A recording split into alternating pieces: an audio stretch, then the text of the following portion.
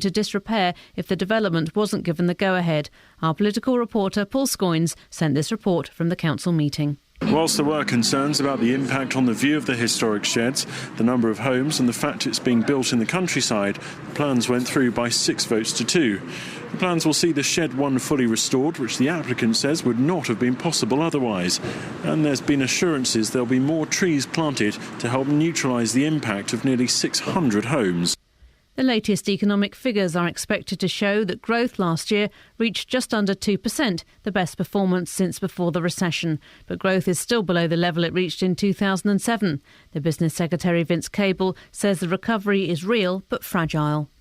A committee of MPs has criticised the royal household for spending more than it receives and failing to keep its buildings in good repair. The Public Accounts Committee says Buckingham Palace needs to reduce its costs, possibly by cutting back on present levels of staffing. A man has been slashed in the face with a knife at a car park in Dunstable. He was trying to stop a woman being attacked. Lee Agnew has the details. The attack took place last Thursday afternoon in a residential parking area on Southwood Road. The 35-year-old man stepped in when he saw the woman being assaulted. He was slashed several times across the face and head with a knife before being bitten twice on the nose. The offender's described as a white man of Mediterranean or Arab appearance, in his early 50s, of average build and wearing a dark baseball cap, green jacket and blue jeans. And a doctor from New Zealand has fought off a shark which had bitten his leg before swimming back to shore, stitching up his wound and popping to the nearest pub for a beer. James Grant, who's 24, was taking part in a spearfishing competition near Colac Bay off the south coast when he was attacked by what he believes was a 7-gill shark, which can grow up to 10 feet long.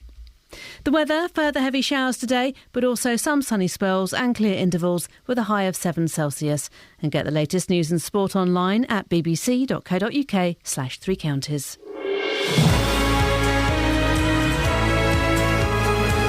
Thank you, Jane. Morning, this is Iain Lee, BBC Three Counties Radio. Lots to talk about this morning. I'll give you the contact details shortly. Here's some of the things we've got. As you heard in the news there, people living in one part of Bedford fear their neighbourhood has become the town's front line. They're telling us that the Midland Road area has been left to criminals who'll carry on as they were once the current police crackdown comes to an end. And we've also got the story of a Buckinghamshire man who hopes the story of his life will sell well enough to fund his death. Intrigued? You should be, shouldn't you?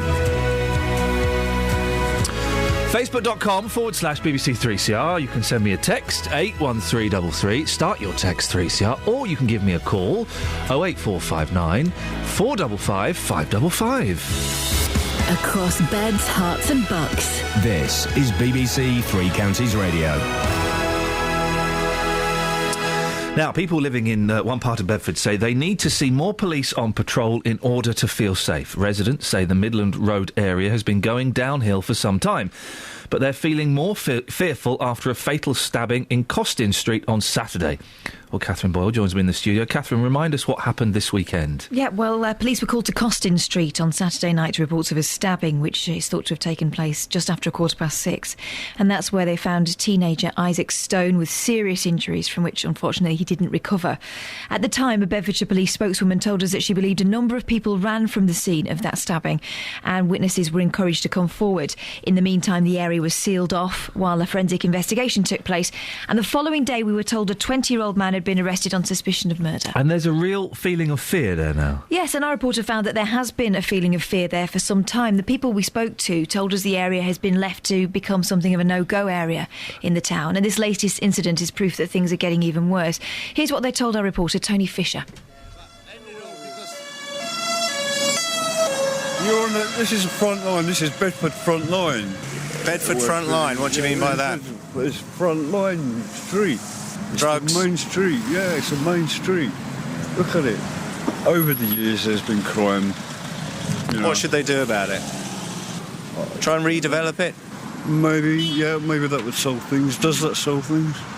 I'll tell you what, I've been stopped, I got lucky because my lung was down. I've been stopped 3 years ago, you know. And my friend's been dying here on this road, yeah. Same 3 years ago, yeah. Who was that? The best my friend, you know. Right, okay. Yeah. A few years ago, he been stabbed same to death. Yeah. On Midland Road. Yeah, Midland Road. Yeah. A few years ago. Yeah. So this road, I don't know why. Always is someone dying on this road. I don't know what's going on. You know, it's crazy. You know? Anything that could be done about Midland Road? More policing, I would say. Well, I'd say more policing than anything. There don't seem to be any police about anymore like there used to be.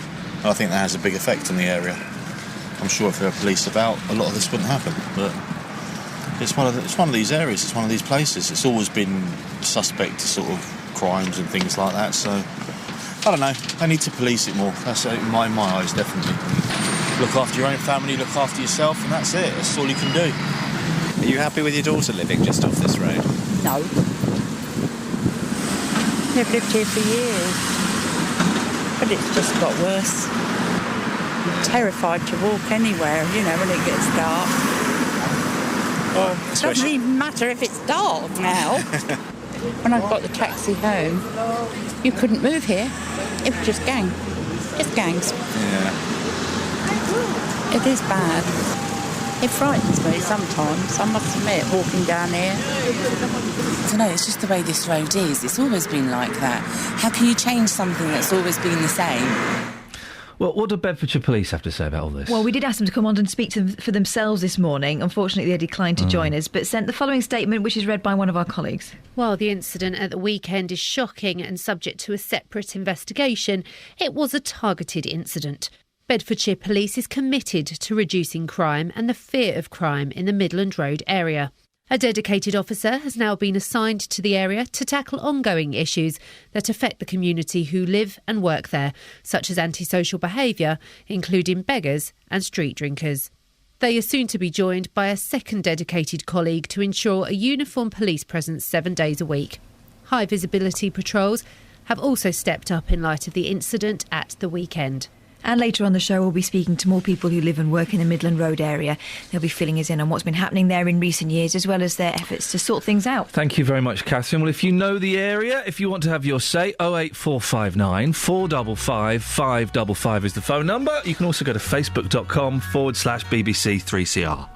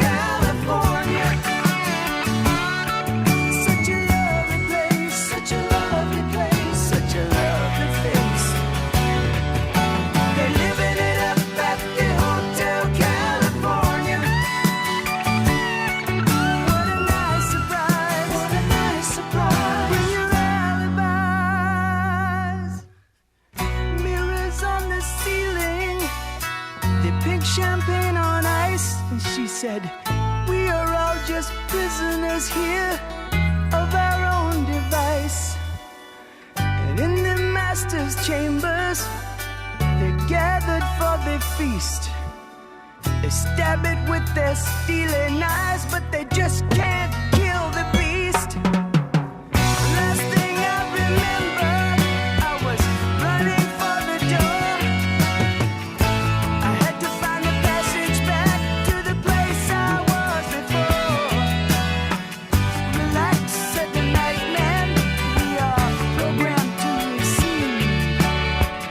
You can check out anytime you like, but you can never leave.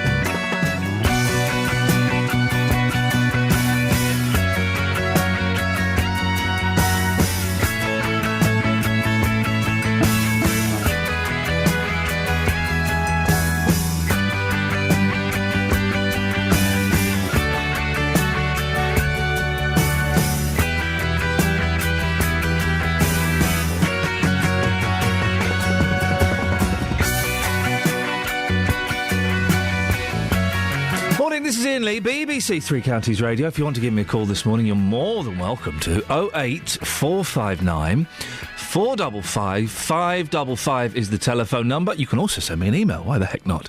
ian.lee@bbc.co.uk. Right, it's coming up to 6:15. Let's get the travel news now. Here's Alice.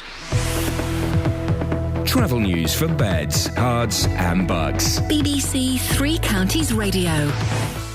Good morning. It's very quiet out there so far. We've got no problems on any of the major routes at the moment.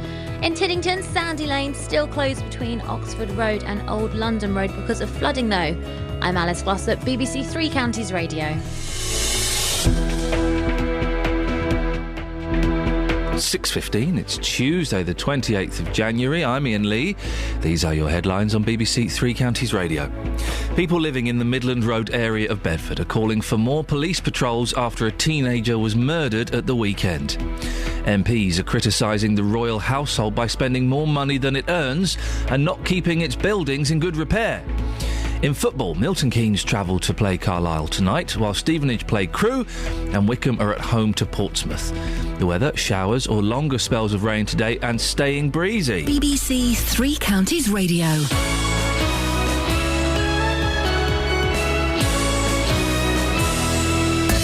Roberto Perrone. We'll talk about your partner's annoying habits. This after a woman filed for divorce after just 1 week. I know I snore and I snore badly, but I can't help it. Roberto Perrone. It's Friday. Why am I even bothering to go to work today? You've got to. You never know when a diving board suddenly appears in front of you and you've got to dive in. You need a lot of love, a bit of patience to keep a relationship going. Sometimes you have to turn a blind eye. Roberto Perrone. Weekdays from 3 on BBC Three Counties Radio.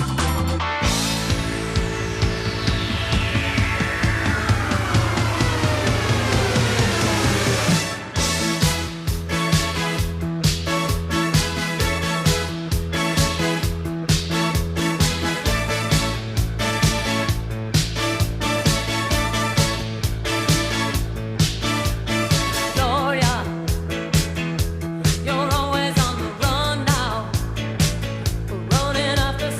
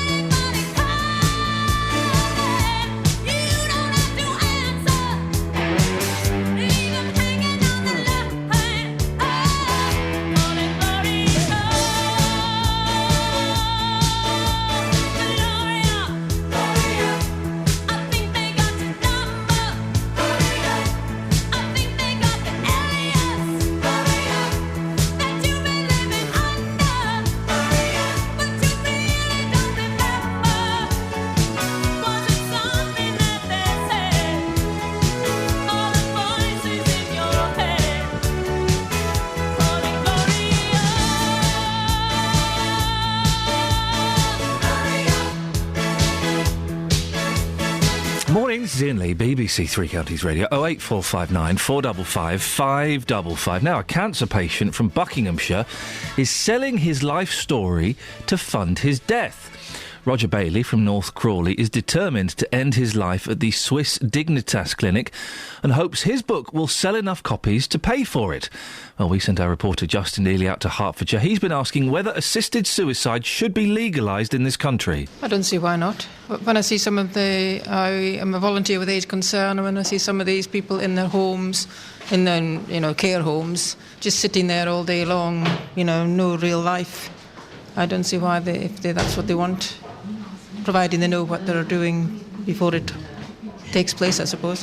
It's quite interesting there, you mentioned what you do. So you've seen people who are quite literally suffering day in, day out. They've just got no quality of life, have they? They're just sitting there, don't even know really what's on the television or what's going on in front of them. What kind of life is that for them or for their relatives to see them deteriorating like that? You're seeing people suffer. Have they ever said to you, I just wish that I could die right now? Oh, yes. Yes, I have had that said to me. And what do you say? I say, well, you try to tell them that they're all right, but you know really that they're not all right. So, yes, I think I see no reason why they shouldn't be allowed to die. I mean, we don't let our animals suffer, do we, at the end of the day? John, what's your thoughts on assisted suicide in this country as we currently stand? Should people have the right to die? I think we should have the option, yes. I think we should have the choice whether we should be able to take our own lives or not. My wife's Dutch, and in Holland you do have the choice to take your own life. Her brother, who had Alzheimer's, had made the decision earlier when he didn't have Alzheimer's, that he would like to have his life ended if he got into a stage of Alzheimer's where he wasn't capable of looking after himself anymore. Well, that was Justin Dealey speaking to people. You can have your say on that as well if you want. 08459 455 555. Joined now by Leslie Close, whose brother John ended his life at Dignitas just over 10 years ago. Morning, Leslie. Good morning, Iain. Leslie, remind us of John's story. John lived in Milton Keynes. He'd lived there since the very early 1970s, and he'd been a very fit, creative, funny man. He was a songwriter. He used to run marathons. He did all sorts of stuff. But then, as the millennium came to an end, he developed some slight speaking problems and a bit of a limp. And his doctor said that some of it was sports injuries and some of it was stress-related. But unfortunately, in March 2001, it was diagnosed as motor neurone disease, which is progressive and incurable. And we knew from that moment that John was going to die before his allotted 3 school years and 10. But we had no idea when. Motor neurone disease is a funny thing. It's more like a family of conditions, and you just don't know in each individual how it's going to progress. But within 2 years of diagnosis, John couldn't speak or stand or turn over in bed or walk or swallow or do a huge range of things. He could still communicate. He used a laptop computer or an organiser to tell us what he was thinking. And you could tell a certain amount from his expression. But in January of that year, 2003, he read the story on the BBC News website about a man called Reg Crew who'd just gone off to Dignitas and was the first British person to have any publicity for that journey. We were visiting John. He just got the first of his 24-hour carers, so we could no longer stay overnight with him. But he indicated he wanted us to read this story on the computer, and when we'd done, he typed, "That's how I'd like to go when my time comes." And for the next 4 months were spent preparing for John's death, which may sound grisly, it was difficult, but there was a sense in which it was really liberating for him. He felt in control at last. He'd won over motor neurone disease. He was a determined man, and the sense that this was available to him it gave him such comfort and reassurance. Leslie, you say it was liberating for him. How was it for you and the rest of the family? Initially, it was difficult just because I'd managed, during the time that John was ill, I'd managed to put us to one side the thought that he was going to die from that illness. I know that sounds completely crazy, but it was the way I coped with the illness. It was the here and now, and dying was some way off. In fact, the event of his death brought me great comfort because I was able to actually be with him when he died. I held his hand as he smiled, took the medication, and died very peacefully. And I have good memories of that day. And that makes a huge difference to me. I was with both my parents when they died. My father before John, and he fought against death, although he was 80, and my mother afterwards, and she was struggling. She was almost 90 by then. But both of them fought against death, despite the fact that they had a very strong Christian faith, whereas John literally held out his hand to embrace it. And it made me aware that death was not to be feared. What was to be feared was the process of dying, and dying can be very unpleasant for some people. And what John did opened my eyes to the possibility that other people were suffering. I'm afraid I'd lived a rather insular life up to that point, but I suddenly realised that this must be happening up and down the country. And we needed to change the law, so since John died, I've been campaigning that we should allow terminally ill, mentally competent adults to have the right to ask for help to die. I would imagine that you've come across quite a lot of opposition to that point of view. Yes, I have. And a lot of it is based on faith, which is fine. I understand people not wanting to have this option for themselves. But I have great difficulty with people using their own personal faith as a weapon to stop me and people like me having that choice for ourselves. Other opposition, there are some doctors who are opposed because they say that a doctor's job is to preserve life, and that's exactly what the doctor in Switzerland said just before he handed over the prescription for the lethal medication. He said, in Switzerland, my job as a doctor is to preserve life and to help people to live, but in Switzerland I have this extra duty. And he was quite matter-of-fact about it. And so are doctors in one of your bit of Vox Pop there just mentioned in the Netherlands. In the Netherlands, in Belgium, Luxembourg, in Oregon, Washington, the countries where assisted dying has been legalised, doctors have found a way to make the two almost contradictory duties that they have work together. Because what is at the heart of assisted dying legislation is that the patient is the most important person in the process. And to me, it's not rocket science. If somebody is suffering intolerably, they shouldn't be made to carry on suffering. Another part of the counter-argument I've heard is that there is a fear that vulnerable people could be coerced into killing themselves or be assisted suicide when perhaps they don't want to, or they might get better. They might get better, but miracles don't happen very often. We're talking about doctors here who have made clear decisions about clear diagnoses about what's wrong with someone.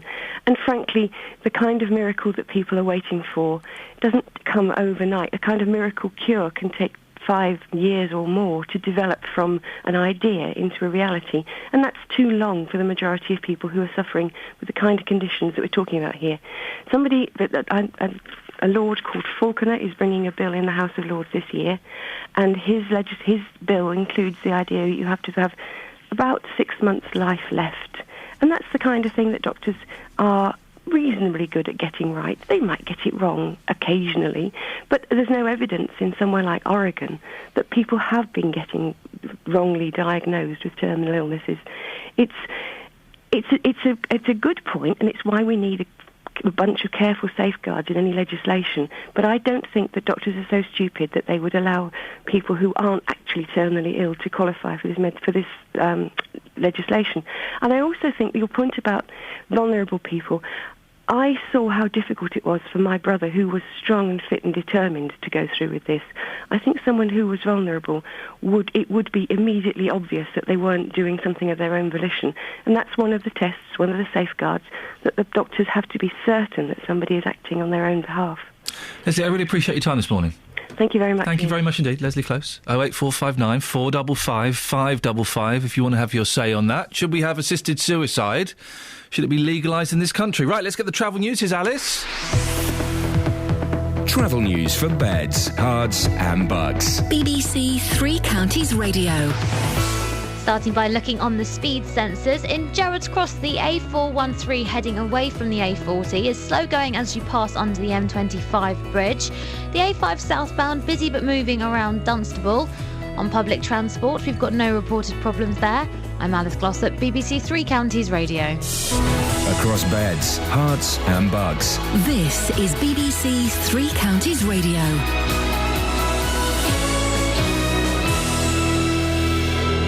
6:30, I'm Jane Killick. People living in the Midland Road area of Bedford have told BBC Three Counties Radio they want to see more police patrolling their streets if they are to feel safe again. It comes after teenager Isaac Stone was stabbed and killed in Costin Street on Saturday night. Planning permission has been granted for just under 600 homes to be built near to the historic airship hangars at Cardington in Bedfordshire. Councillors say the sheds would have fallen into disrepair if the development hadn't been given the go-ahead.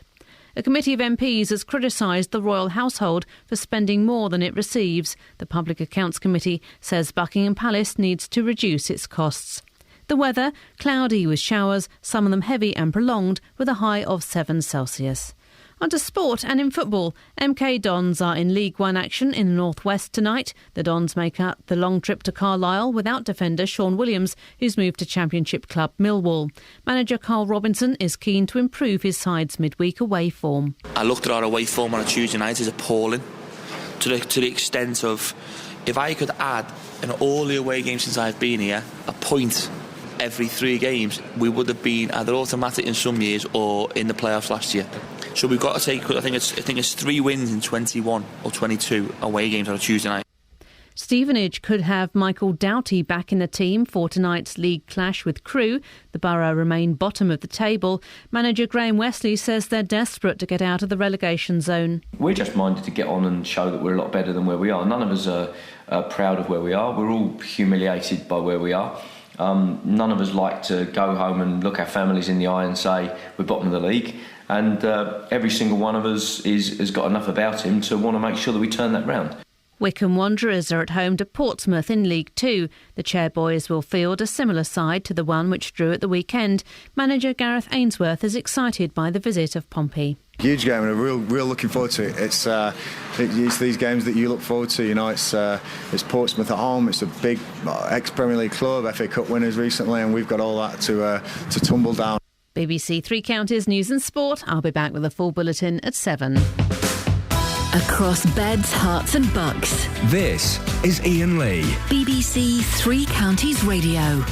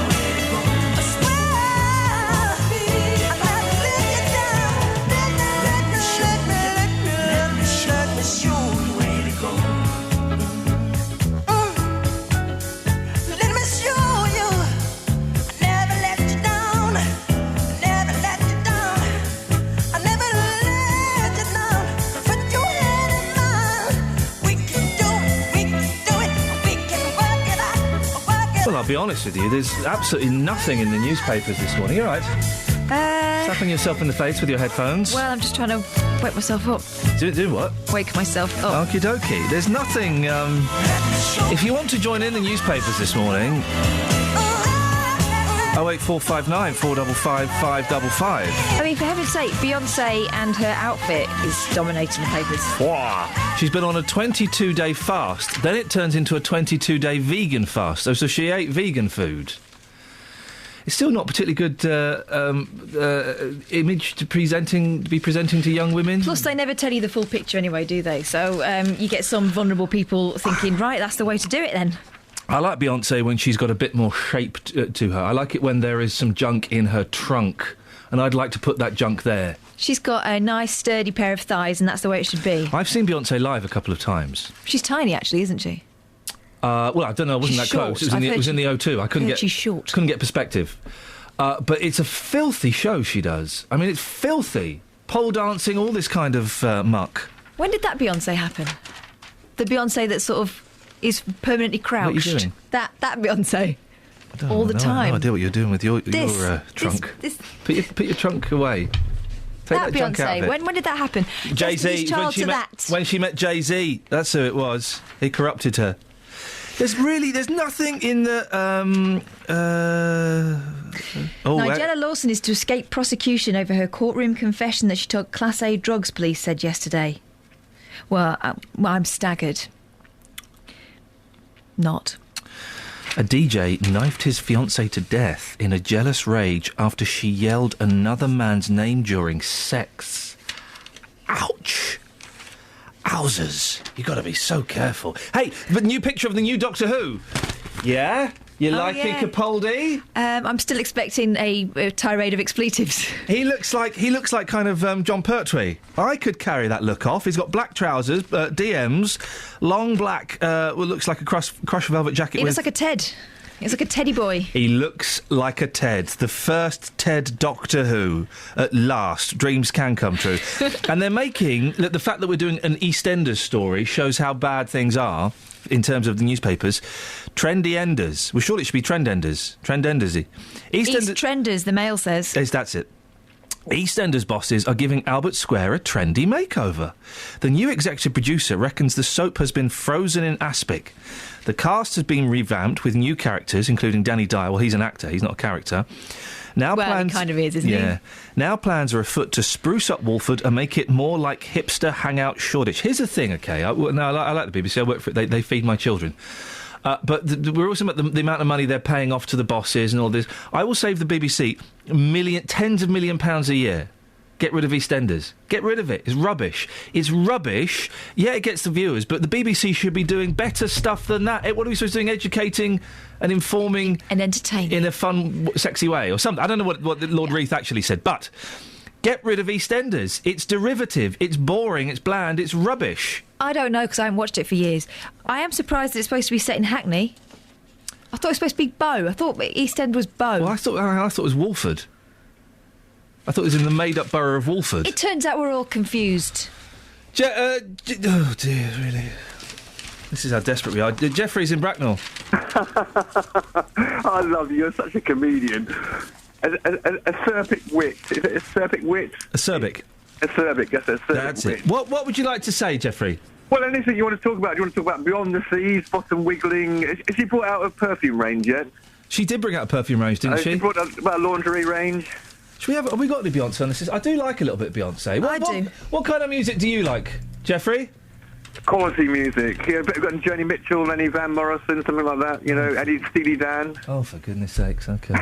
I'm sorry. I'm not on your mindset. I mean, if you want the whole world to be cloned like Ian D, that's fine. But I think part of the interest of life is different. You know, we're told that we should celebrate diversity all the time. Well, yeah, so many things I could say about that. Have you got any of the papers in front of you, Jeffrey?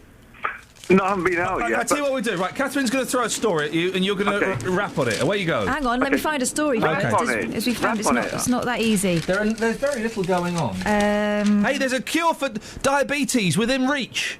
Can you talk about what about business?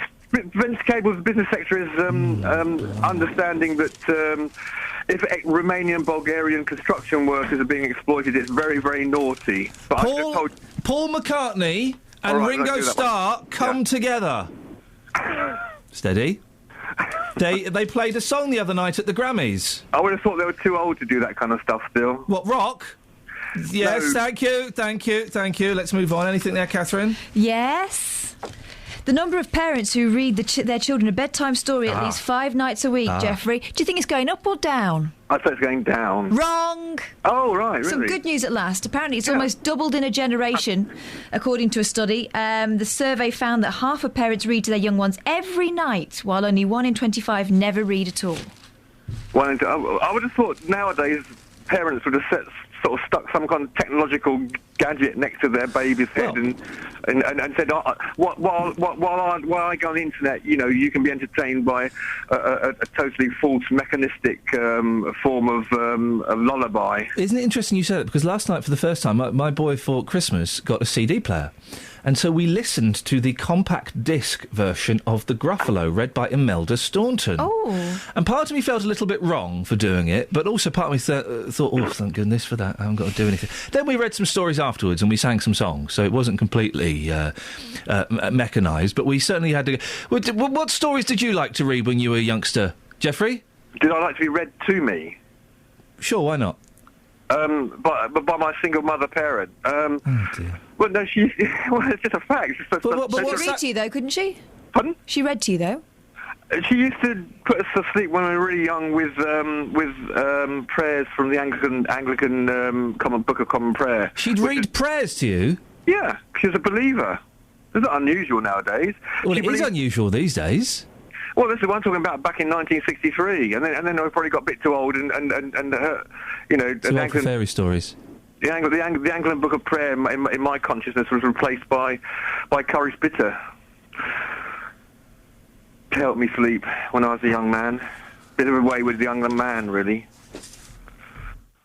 Well, why is it stalled? Why is there stalling in the conversation? Move on. What's it? Beyond the Seas.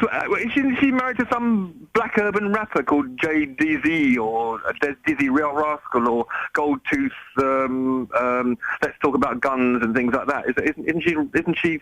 She's one of the biggest, wealthiest, not biggest physicality, but I mean largest earners and most wealthy women in America, isn't she? When we can combine with that guy is she married to him or are they just cohabiting?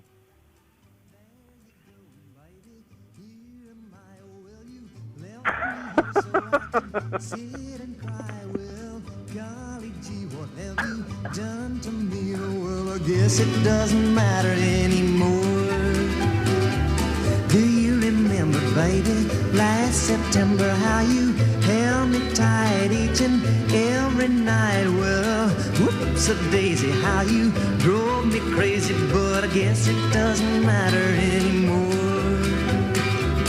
There's no use in me crying. I've done everything and now I'm sick of trying. I've thrown away my nights and wasted all my days over you.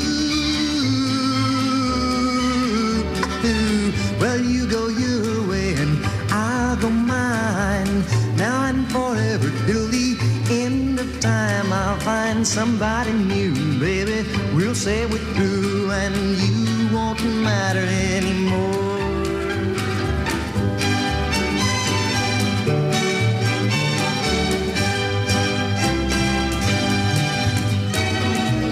There's no use in me crying. I've done everything and now I'm sick of trying. I've thrown away my nights and wasted all my days over you.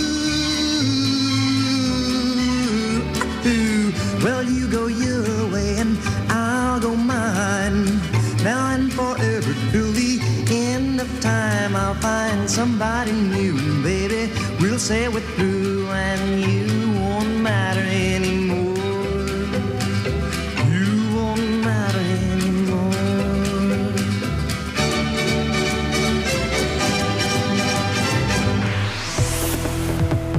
Travel news for beds, cards and bugs. BBC Three Counties Radio. In Bletchley, Standing Way, heading away from Milton Keynes, looking slow on the speed sensors after the A5. And in Bricketwood, the North Orbital, heavy going at the M25 junction 21A roundabout. On the M25 itself, anti-clockwise is building up now at junction 21. On public transport, we've got no reported problems. I'm Alice Glossop, BBC Three Counties Radio. Thank you, Alice. It's coming up to 6:46. It's Tuesday, the 28th of January. I'm Iain Lee. These are your headlines on BBC Three Counties Radio. People living in the Midland Road area of Bedford are calling for more police patrols after a teenager was murdered at the weekend. A man from Buckinghamshire is selling a book about his life to fund his death with a final journey to Dignitas in Switzerland. In football, Milton Keynes travel to play Carlisle tonight, while Stevenage play Crewe and Wickham are at home to Portsmouth. 08459 455 555. Beds, Herts and Bucks weather. BBC Three Counties Radio. Good morning. Well, it's another rather unsettled day across all three counties. Further rain expected to push through on quite a gusty southerly breeze. It's not going to feel too pleasant if you're caught out in one of those showers. Maximum temperature 7 Celsius, 45 degrees in Fahrenheit. Overnight tonight, it remains breezy and further showers are expected to blow through. But eventually this wind will start to change direction. It starts off a southerly, but then switches round to an easterly by dawn tomorrow morning. Meantime, though, the minimum temperature is fairly mild, 4 or 5 Celsius, but through tomorrow that wind is going to kick in and it's going to feel really rather raw. Outbreaks of rain expected throughout the course of tomorrow as well to come up from France through the morning, at the maximum temperature up to 6 Celsius, but you factor in that rather brisk easterly breeze, is going to feel a few degrees colder. And that's your forecast. The Winter Olympics on the BBC. I am the bitter rival, the fearsome force you'll blame. I will thwart your every hope. Nature is my name.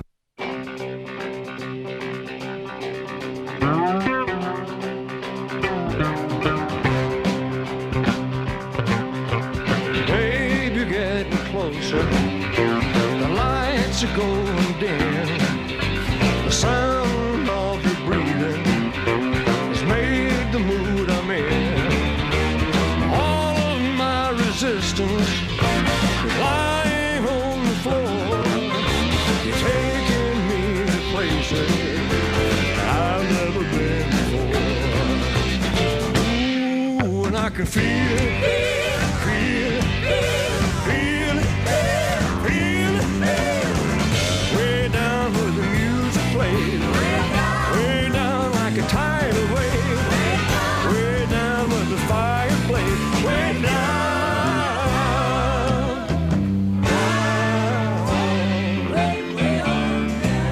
Way on down.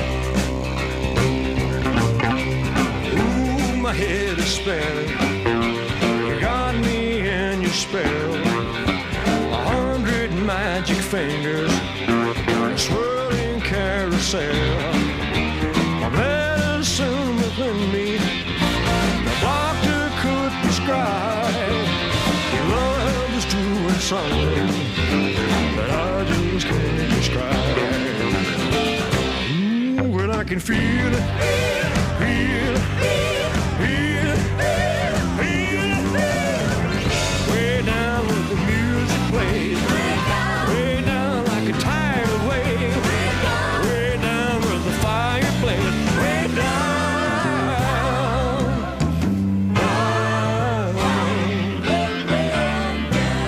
Way on down.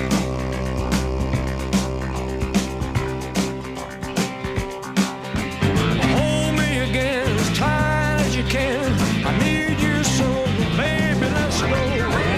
Way down where it feels so good. Way down where I hope it would. Way down where I never could. Way down. Right, we've had a good old break to scan through the newspapers. So, Catherine. Yes. Oh, hang on. Shh. Is that one of those notes you were talking about the other day? I think it might be.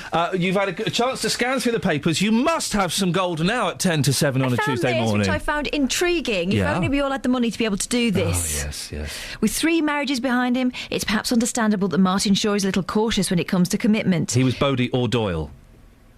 Yeah, he was. Yeah. Despite this, the veteran actor's living arrangements with his current partner could at very least be described as unconventional. Oh. What are they doing, living in a treehouse? Polyamorous. No. No?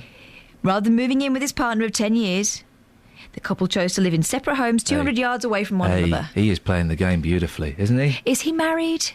Are you really married if you're not living in the same house? Well, it's a growing trend. Helena Bonham Carter and that man. Yes. Again, rich. Tim Burton. Tim Burton. They have one big house, but it's 2 houses. They live in a wing each. Yeah. They kind of have a door. They have to knock on the door, I think, to go through, or ring the doorbell to go to the next house. Yeah. It would make life... I bet it's fun in their house, isn't it? Oh, I don't like Tim Burton. I think his films are rubbish. I like him. I think he's crackers in a good way. Saying that, what films has he done? All I can think of is The Nightmare Before Christmas and Edward Scissorhands. Yeah, Scissorhands. Yeah, the Scissorhands was rubbish. The Charlie Bucket one. Yeah, that rubbish. Wasn't the Gene Wilder one. Rubbish.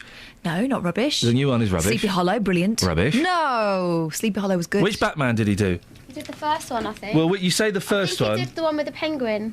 Right, but which first one? The one with Michael Keaton? Yeah. The one with the penguin. Rubbish. He's rubbish. I could direct films better than Tim Burton. All right, well, let's see you do that. Okay, I will. Will you guys be in my film? No. I'll be the penguin. There's not going to be a penguin in it, Kelly. Oh. Leave the penguin out of it. What's the film going to be first? It's going to be a sex farce. Right, no. It's going I thought it might be that. No, it won't be a sex farce. It will be an action thriller without any guns. There'll be...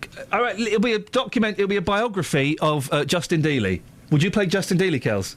I'd love to. Sweet. That's actually going to get made. Thank you. That is what we're going to make. Can I play Maz? You're not really in it. You said no. I feel like I've already done a lot of my research. Yeah. I tend to write down a lot of the things that Justin says. Yeah. Shall I read I out? don't think you can read those out. Okay. I tell you what we'll do is I'll bring my camera in one day next week and we'll make a film. Okay. It's literally as easy as that. The Justin Dealey, the movie, is happening, starring Kelly Betts as Justin Dealey.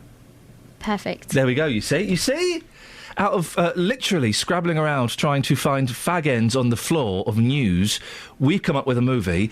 Kelly and I are going to become internet superstars. It'll get picked up by Cannes, it'll get picked up by MGM and Warner Brothers, and it'll be made into Hollywood. I love it. I feel like it's the only thing I was born to do. You see, Catherine? You're jealous now, aren't you? Because you said you didn't want to be in it. Yeah. I don't want to be in that film. No, the film's going to be massive. What am I talking like that for? That's my movie mogul voice. Oh. I'm not sure if I'm going to stick with that. Yeah, you might never. I might listen. Let's just say there's a little bit of room on the casting couch. No, you're all right. Honestly. Okay. I'm sure it'll be a lovely film. It's going to be good. It'll be moving. It's going to be good, actually. It's going to be good. I'll get a fake cigarette. Yeah. Okay. Yeah. And just some jumps. Yeah. Like jumpers. Yeah. And what else does he wear? Boots. Yeah. This is going to be awesome. All right, we'll do this. Yeah, we'll have a chat. Definitely. Okay. You see. Thank you, Catherine, for whatever it was you said that inspired that. Sorry, everyone. Catherine Boyle is the mother of invention. Yeah. And then I distance myself. Exactly. I'm the kid in the playground who says, "Go and do that," and then stands back and watches it happen. Yeah, well, then you watch as we get loads of awards. Probably get Sony for it, even though it's not. They'll make a new category of Sony for our movie. Sure that's not going to happen. Okay. So, living in separate lives. Is that the only way to foster romance and love in a relationship? Well, you're still marriage flogging one? that dead horse. No, I've given up on that one. Go on. What have you got? You've been looking in the papers. All right. I'll have, Am I doing this whole thing while you dream of Hollywood? David Moyes hailed new boy Juan Mata. I'm literally reading the first thing I can see as, what's Juan Mata you? Hey, why you looking so sad? Got no respect. It's not so bad. It's a nicer place. It's a nicer place. So shut up in your face. Hey, that failed a minute. Do you know that song, Kelly? If you say that again, then we're up to travel. Do you know that song? I wonder if we've got I it. do know that song. Have we got Joe Dolce? Didn't it come number 2 in the charts and really It's the annoyed... biggest selling Australian song of all time. Did it get to number 1 and really annoyed somebody else? It got to number 1. Yeah. It annoyed Midge Jewell or someone. Who? Midge Jewell. Oh, we don't have Joe Dolce on the what a system. shame. That's good. I tell you what we do have on the system, though. Oh, similar.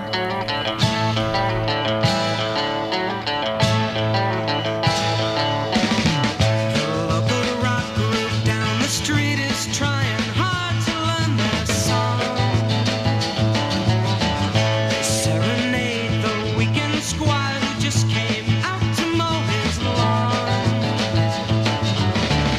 Another Pleasant Valley Sunday, charcoal burning everywhere, rows of houses that are all the same, and no one seems to care. So Mrs. Gray, she's proud today because her roses are in bloom. And Mr. Green, he's so serene, he's got a TV in every room. Another Pleasant Valley Sunday, here in Status Symbol Land. Mothers complain about how hard life is, and the kids just don't understand. A creature of comfort goes, they only know my soul, and make it hard for me to see. My thoughts all seem to stray to places far away. I need a change of scenery.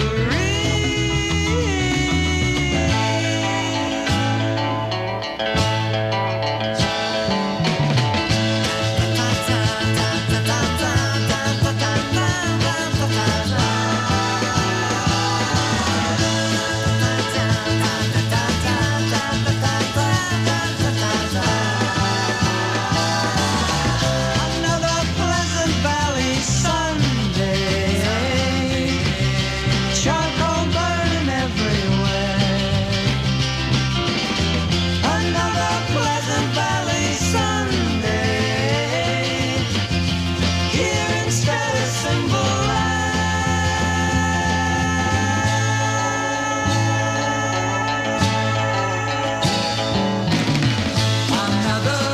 Hang on, Catherine's found something. You found something to go. Toast.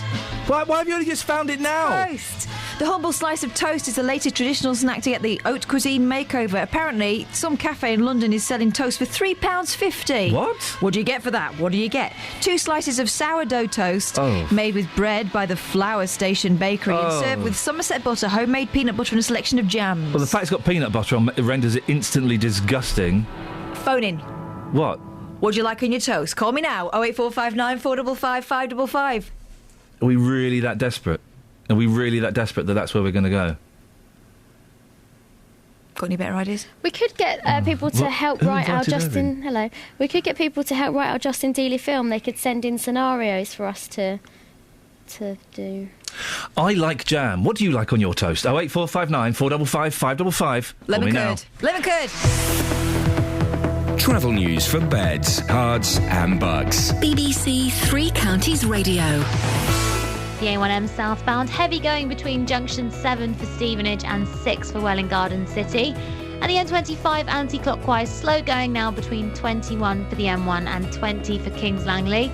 Also struggling between 17 for Maple Cross and 16 for the M40. On public transport, there's no reported problems. I'm Alice Glossop, BBC Three Counties Radio. Hey, I'm Alice. Thank you very much indeed. Right, coming up, we'll be talking more about the right to die. Should assisted suicide be legalised in this country? If someone's suffering and if someone has the competence and the wherewithal to decide they don't want to live anymore, then surely, they should have the right to end their lives. 08459 455 555 is the telephone number if you want to give us a call on that. You can also go to facebook.com/BBC3CR. Or if you wanted, you could send me a text, 81333. Start your text 3CR. And also, if you live in Bedford, well, there's one certain stretch of Bedford that's people are quite afraid to be living in. We'll tell you more after the news with Jane. Local and vocal across beds, hearts and bucks. This is BBC Three Counties Radio.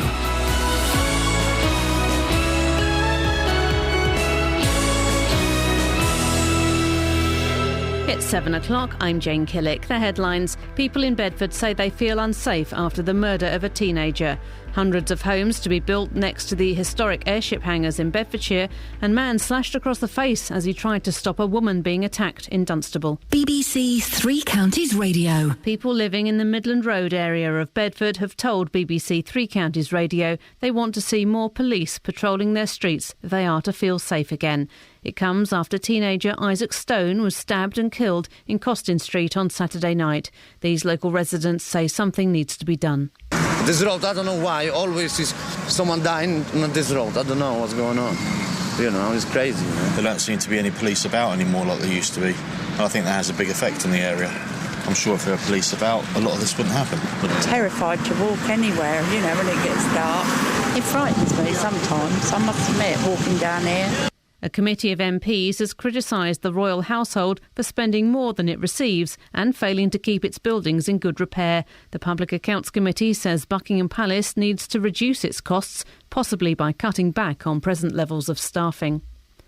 Planning permission has been granted for just under 600 homes to be built near to the historic airship hangars at Cardington in Bedfordshire. Councillors say the sheds would have fallen into disrepair if the development hadn't been given the go-ahead. Our political reporter Paul Scoynes sent this report from the council meeting. Whilst there were concerns about the impact on the view of the historic sheds, the number of homes and the fact it's being built in the countryside, the plans went through by 6 votes to 2. The plans will see the Shed 1 fully restored, which the applicant says would not have been possible otherwise. And there's been assurances there'll be more trees planted to help neutralise the impact of nearly 600 homes. The latest economic figures are expected to show that last year was the best since before the global financial crisis and the start of the recession. The Office for National Statistics is likely to confirm that 2013 saw the fastest growth since 2007. A man has been slashed in the face with a knife at a car park in Dunstable. He was trying to stop a woman being attacked. Lee Agnew has the details. The attack took place last Thursday afternoon in a residential parking area on Southwood Road. The 35-year-old man stepped in when he saw the woman being assaulted. He was slashed several times across the face and head with a knife before being bitten twice on the nose. The offender's described as a white man of Mediterranean or Arab appearance, in his early 50s, of average build and wearing a dark baseball cap, green jacket and blue jeans. In football, 3 of our teams are in action tonight. In League 1, the Milton Keynes Dons travel to Carlisle and Stevenage play Crewe. In League 2, Wycombe Wanderers are at home to Portsmouth. And the weather, a cloudy day with few bright or sunny intervals, with showers or longer spells of rain and a high of 7 Celsius. And get the latest news and sport online at bbc.co.uk/3 counties.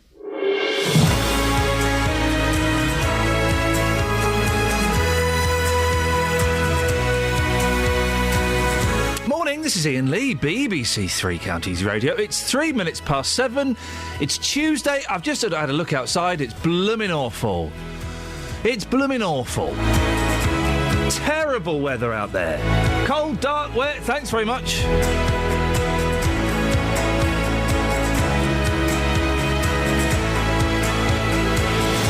Lots coming up on the show, though. Lots coming up on the show, including people living in one part of Bedford fear their neighbourhoods become the town's front line.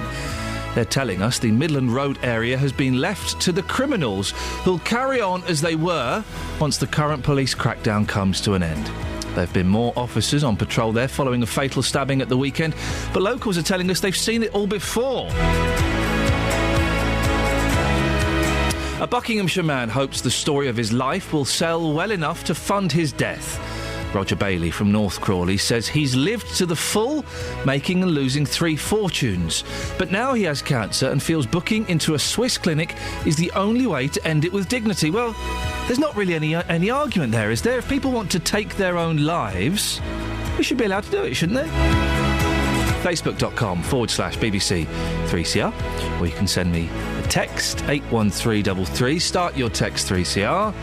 Or you can give me a call, 08459 455 555. Across beds, hearts and bucks. This is BBC Three Counties Radio. Emrys is in Aylesbury. Morning, Emrys. Morning. Which of the heavy topics this morning do you want to discuss? Oh, obviously the most important one, about toast. Ah, yes, go on. Ring in. I like to have Marmite and peanut butter on my toast. What, together? Yeah, together. Right, first of all, Marmite is God's gift to those who have taste. I love it. Wonderful stuff. Peanut butter is for deviants, though. It's disgusting. Peanuts in a butter form? What? Yes, you mix both the butter and peanuts together, so you don't have to put butter on it. It's flipping horrible. So, but then you mix that with Marmite. Yeah. I know it sounds disgusting, but I was like that at one point and thought, oh, that sounds horrible. But if you actually try it, it's really nice. Okay, Emrys, let's see exactly which way you like to let it hang. Chocolate spread. No, I don't like that. No. Well done. Okay, you've redeemed yourself ever so slightly. I do like good combinations of food and drink. Here's something. Right? I nicked this from Danny Baker. I pretty much nicked the whole act. But this is a great drink. You get a glass. You fill half of it with milk. Right. Half of it with Coca-Cola. Boom! You got yourselves a lovely drink. Oh, I don't know about that. Honestly. That sounds pretty disgusting. It doesn't sound any more disgusting than that rubbish you're spreading on your toast. Honestly, get a glass, half milk, half Coca-Cola. Oh, it's wonderful. When the milk curdles, it just sounds horrible. Well, Emrys, we'll leave it there, shall we? Catherine? Catherine. It sounds like some sort of health drink. Yeah, Coke is healthy. You're right, actually. It's a really... No, what I mean is it sounds disgusting. It sounds like some sort of medicine. What we need is some brave soul to try. When I was the same when I first heard it, I thought, that sounds awful. It looks like medicine. It smells like medicine, actually. But we need someone this morning to get some Coca-Cola or any other brand, although I really recommend Coke, and some milk. Mix the two together. What do you got? Some milk. A malty mess? Malty, that's the way to describe it. Yeah, it's malty. Lovely, wonderful. 08459 455 555. Who's going to be brave enough to try that this morning? Honestly, it's wonderful. Now on to something a little bit more serious. People living in the Midland Road area of Bedford are telling us the area has become a no-go area. One even described it as the front line. Police have stepped up patrols in the area following a fatal stabbing in Costin Street on Saturday. But residents fear the intimidation, violence and lawlessness will resume once the crackdown comes to an end. Well, these people spoke to our reporter Tony Fisher yesterday. This is front line. This is Bedford front line. Bedford front line. What do you mean by that? It's front line street. Drugs. It's a main street. Yeah, it's a main street. Look at it. Over the years, there's been crime. What should they do about it? Try and redevelop it? Maybe that would solve things. Does that solve things? I'll tell you what, I've been stopped, I got lucky because my lung was down. I've been stopped 3 years ago, you know. And my friend's been dying here on this road, yeah. Same 3 years ago, yeah. And, who was that?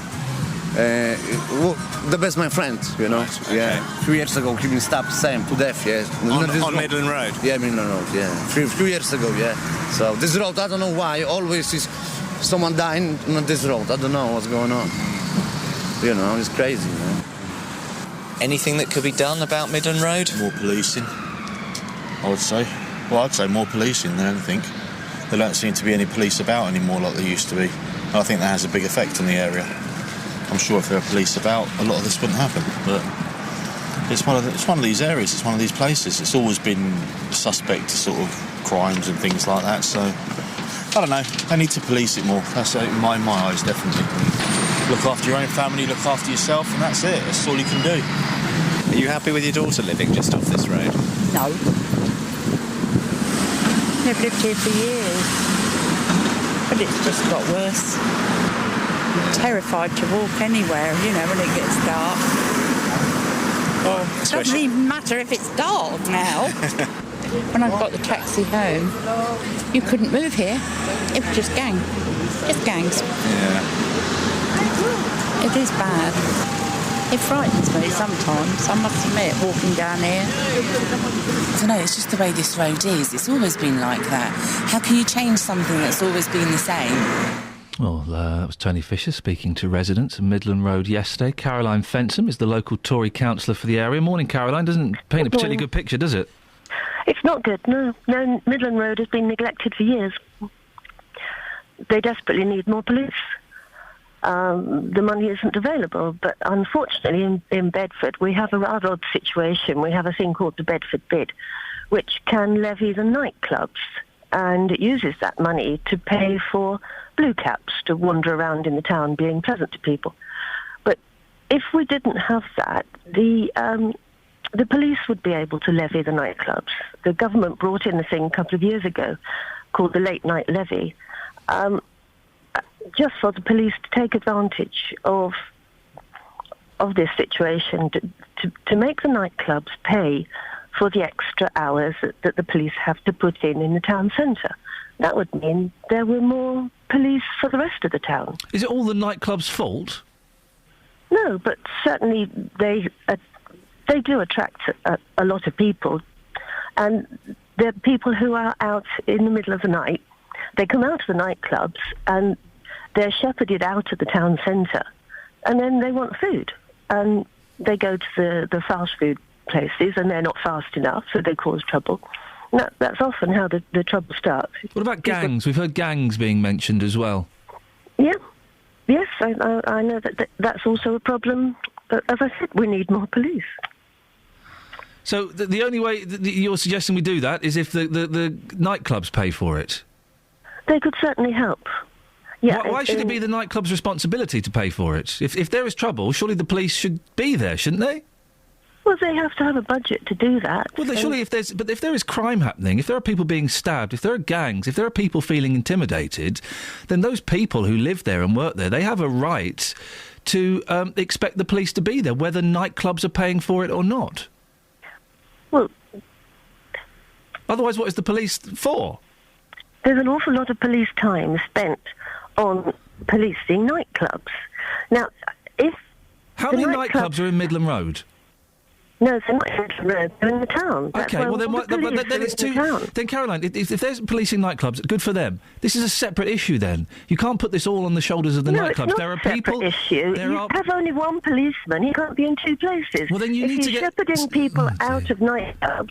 He can't be in Midland Road. But Caroline, we're hearing about violence in broad daylight. I think that this is a slightly smoke and mirrors to blame it all on nightclubs. That's what I was saying. That the state uses their levy money to provide blue caps. People would much rather have a PCSO than a blue cap. I don't quite understand what you're saying. First of all, you're saying it's all to do with nightclubs, and then when I say that there are crimes happening in the daytime, let's just get some more police there. Let's just get some police. We can't have more police unless we have more money, and the money at the moment is being diverted. Caroline, tell that to the people who are terrified to walk down that street. Tell that to the friends of the person who got stabbed. Tell that to the people who are saying this is the front line. They won't be happy with that response. No, we need more money for more policemen. So until you get more money, there's nothing you can do for the residents of Midland Road? Yes, there is. They need to report every single incident that they see. There's a number, 101. Every single thing that happens, please report it. It takes a while to sit on that phone, but you don't have to give your name, but report every incident, because police cover is dead. And if you can create a hotspot, you'll more police. Caroline, stay there. Jay's from Bedford. Jay, you live on Midland Road, do you? I used to live on Batterson Street a good few years ago, but everything up there is gang-related. Where there's a church on the left-hand side, and people are hanging around there, outside reels. There's about 3 or 4 different gangs that all, What do you think about what Caroline's saying? They've got these blue caps patrolling there, and they can't get any more police because they haven't got any more money. Well, the blue caps are not there on an evening anyway. They're not going to intervene in a load of gangs. They walk around, visit the shops, and make sure that things are okay during the daytime. So I don't think that helps at all one bit. The blue caps don't help, Caroline. No, they don't help at all. They're diverting money from the police. So what? If you should have PCSO instead of blue cap. Okay, so if you were in control of the situation, Caroline, if you can make all the decisions, what would you do to solve this problem? Stop the beer levying the nightclubs so the police could levy them. So have some more money so they could provide some more police. Okay, guys, the line was breaking up, but I think what she was saying was let the police levy the nightclubs. 08459 455 555. Caroline Fensham, local Tory councillor for the area. If you live in that area and you're being told, not enough money to send some police there, how does that make you feel? Travel news for beds, cards and bugs. BBC Three Counties Radio. The M1 southbound looking slow now at junction 10 for Luton Airport. And the M25 anti-clockwise, there are queues running now between junction 18 for Chorleywood and 16 for the M40. In Bricketwood, the North Orbital also queuing at the M25 junction 21A roundabout. And the A1M struggling southbound between junction 7 for Stevenage and 6 for Welwyn Garden City. Public transport has no reported problems. I'm Alice Glossop, BBC Three Counties Radio. Alice, thank you very much. Right, it's coming up to 7:16. It's Tuesday, the 28th of January. I'm Iain Lee. These are your headlines on BBC Three Counties Radio. People living in the Midland Road area of Bedford are calling for more police patrols after a teenager was murdered at the weekend. A man from Buckinghamshire is selling a book about his life to fund his death, with a final journey to Dignitas in Switzerland. In football, Milton Keynes travel to play Carlisle tonight, while Stevenage play Crewe and Wickham are at home to Portsmouth. The weather today, showers or longer spells of rain and staying breezy. 08459 455 555. BBC Three Counties Radio.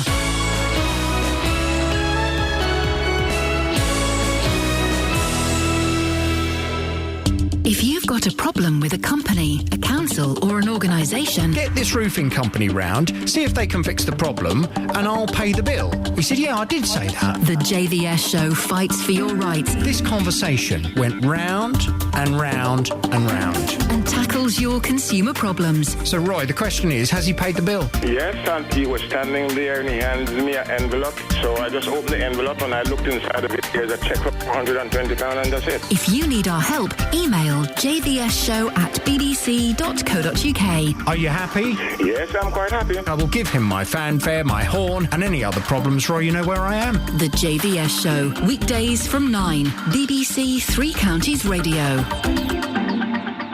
What is at the heart of assisted... We'll come to that in a minute. Sorry, could you cue that back up? I got a little bit butterfingers there. I do apologise. 08459 455 555 is the telephone number if you want to give me a call, or you can go to facebook.com/BBC3CR or send me a text 81333. Start your text 3CR. Now, a Buckinghamshire man hopes the story of his life will sell well enough to fund his death. Roger Bailey from North Crawley says he's lived to the full, making and losing 3 fortunes and working his way through a string of lovers. But now he has cancer and feels booking into a Swiss clinic is the only way to end it with dignity. Roger Bailey has the backing of Leslie Close from Buckinghamshire.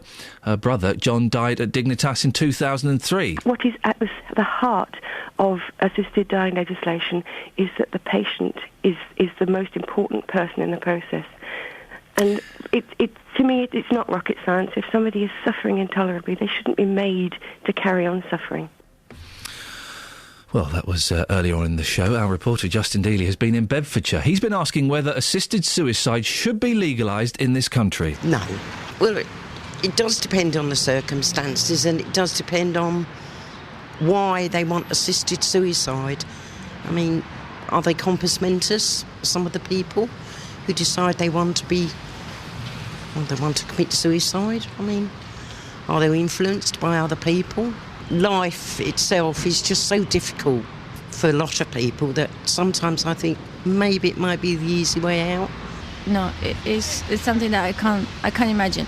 So you don't think people deserve the right to die in this country if they want to, if they're suffering? If they're suffering, it's treatment for every stage of the illness. And they do have painkillers and they do have all the care in the hospitals. Because people are saying to me, when it comes to animals, we have a lot more sympathy for animals than what we have human beings. We are prolonging somebody's life when they're in pain and misery.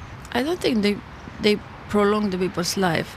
They just care for people's life and they're helping them. So it's a bad thing for this country if it was to be legalised? As a human being, I think it is. No, I don't think so. Just from my own personal opinion, I think now if you've got a family member that's ill, selfishly you want to keep them for as long as you can. And it is a selfish reason, really. So if somebody in your family wanted to die and they were suffering terribly, as you say, from a selfish point of view, you would do everything you could to keep that person alive for as long as you could. I try and keep them as comfortable. I mean, I'm not saying that in my heart that I'd wish that they could go, but to actually do it and know that I helped them, no, I couldn't do it. Well, that was Justin Dealey speaking to people earlier on. Joined now, but I'm keen to get your thoughts on this, by the way. 08459 455 555. Should assisted suicide be legalised in this country? Well, Andrea Williams is from Christian Concern. Andrea, have you got any sympathy for Roger's situation? He's got cancer, he's suffering, he's in pain, he wants to die. Why shouldn't he be allowed to take his own life? Of course I have sympathy for anyone who is suffering a difficult illness and is coming to terms with pain, with the prospect of death. But actually the answer in that situation is care and not killing. It's the counsel of despair to have, in a sense, this notion, this idea that ending our life will end our misery, when in fact we know that we here in the United Kingdom we have the best palliative care, amongst the best palliative care in the world, and that's something that we really need to continue to develop and to promote. And we know that no one needs to be in terrible pain, and when the psychological and spiritual and physical symptoms of a person are met at this sort of difficult time, then very often people go on to have a good and a natural death. But you see, hard cases make bad law. Have you seen someone dying from cancer? I myself have had cancer. Have you seen someone dying from cancer? Yes, I have. My sister-in-law It's had horrible, cancer isn't it? at the same time as me. It's horrible, isn't it? It's dehumanising. Oh no! It actually the whole point about suffering is that it very often brings out what it is, the human spirit. No. And when my sister-in-law, who had ovarian cancer, was at the very end of her life, she was at home. She'd been beautifully looked after by the Macmillan nurses. She had her children and her loved ones around her, and actually she showed us in her last months of life, not just how to live, but also how to die well. She was very lucky. My dad died of pancreatic cancer last year, and he was in a lot of pain. For the last couple of months of his life, he was in a lot of pain. So was my sister-in-law, yes. Okay. It's hard. He was in a lot of pain. His last few months were humiliating for him. He suffered. He was miserable. And if he had said to me, Ian, can you get me on a plane to Switzerland? I would have taken him without a shadow of a doubt. It was degrading for him. He was humiliated and he was in pain. Now, he chose to go through it. Towards the end, he didn't know what he was doing because he was on so much morphine. But how is that fair? How is that fair? If someone is suffering like that, why shouldn't they say, look, I'm going in a couple of months anyway, I might as well go a bit earlier? I'm very sorry, Ian, that your father had to endure such a difficult time at the end of his death, but I know certainly from the cancer care that up and down the country, and perhaps you should speak to some of the specialists, that it's absolutely a magnificent service to help people like your father at the end of their life. And actually, where's the magnificence, Andrea? Where's the magnificence in having to have his two sons lift him up and put him on a commode and wipe his bottom? Where's the dignity there? I said that the cancer services are magnificent. But why should someone have to live like that? And actually, you see, the thing is this. What we need to do is we need to protect people from feeling that they are a burden and that they ought to go sooner than they otherwise should. But that's not, Andrea. No, you're twisting the argument. I'm not going to allow you to do that. I'm not going to allow you to do that because you are saying at no point did he feel he was a burden. He didn't feel he was a burden, and I'm not going to let you twist it like that. I'm not saying, Ian, that your father... Well, no, but you're implying that people... Let me make this point, Andrea, because you're implying people feel like a burden. What about those people that don't feel like a burden, but they find it humiliating, they find it painful, they find it degrading? What about those people? Certainly there are those palliative care consultants, so consultant doctors who deal with people at the end of life, say that requests for assisted suicide are extraordinarily rare, something like 2%. So, but why should that 2% be ignored? And when those people are properly looked after, and very often that sort of request comes at a moment of depression and a moment of difficulty. But when they're looked after and when they're given proper care, that request subsides. And actually, that's what we need to be doing. They won't be asking the doctor, though, will they? They'll be asking their family. They're not going to say to the doctor, "Could you kill me?" They'll be asking their family. They'll be talking to their family about it. Who's going to kill them? If it were legalised, then it's going to be you're going to be turning to. I tell you what, if my dad had said in the clarity of not being on drugs, and they tried to lower his drugs and it was too painful. If in the clarity he said, "Look, Ian, can you just hold a pillow over my face?" Do you know what, Andrea? I would have done it because I did not want to see my dad suffering. He was suffering physically. He was suffering emotionally. He had no dignity. He felt awful. He was in so much pain, despite all the drugs they were pumping into him. They pumped the drugs in, he'd throw up. He was in so much pain. You wouldn't let a dog die like that, Andrea. And I know that many people. You wouldn't let a dog die like that. I've myself been through quite extreme chemotherapy, and my sister-in-law died in front of me. So I know what it is. But it's different. Because it's different for everybody. My sister-in-law had extreme. It's different. It's different for everybody. But the point is that the answer is not to give people the option of death. What's the answer then? To let them suffer? The answer is to care for them until the point of natural death. But that was done. It's different. Listen, we're not playing who had the worst cancer death in their family, but it's different for everybody. It's different for everybody. And what works for you, what worked for your sister-in-law, doesn't work. It can't possibly protect the vulnerable. If you begin, we know that where euthanasia has been legalised, the incidence of people that have not asked for euthanasia has increased. We know that it's a dangerous law. Interesting, because you're changing the argument slightly. No, because I'm not changing the law. Well, no, you are a little bit, because you're now moving on to something else. You're now moving on to something else. You're talking about vulnerable people. So you've kind of almost acknowledged that you haven't got a decent argument. If assisted suicide is legalised, what will happen then is that it's not the strong, it's not those that are incredibly autonomous. So you're putting the argument of the suffering to one side. It's actually what the people that will be in difficulty, Ian, are those that are vulnerable, that are weak, that are alone. Those are the ones that will find themselves in difficulty as a result of the law. And the law is there to protect the weak, not to protect the strong. And that's absolutely vital. That's what the law does. And our medical professions are there to look after people, not to kill people. You've moved away from those who want it, which is interesting, implying your argument perhaps isn't as strong as you'd like to think it is. The argument's very strong. If I get as ill as my dad got, my mum's got MS. If I get as ill as my mum has got, I've already said this, I'm going. I'm checking out. And why shouldn't that be my right? I don't want to be in a wheelchair. I don't want to be having strangers wiping my backside. I don't want to be unable to feed myself. That's very often how people feel before they're actually going through something. But when actually they go through something, the spirit of humanity kicks in. Oh dear, that's such a naive attitude. It's not. I go to a home regularly where there are people with severe disabilities. And yeah, the spirit of humanity is kicked in for a lot of them. There are also people there that are miserable and are having no life whatsoever. And if that happens to me, Andrea, I'm going. And why shouldn't it be my right to decide when I'm going? Andrea? Oh, Andrea's gone. Andrea?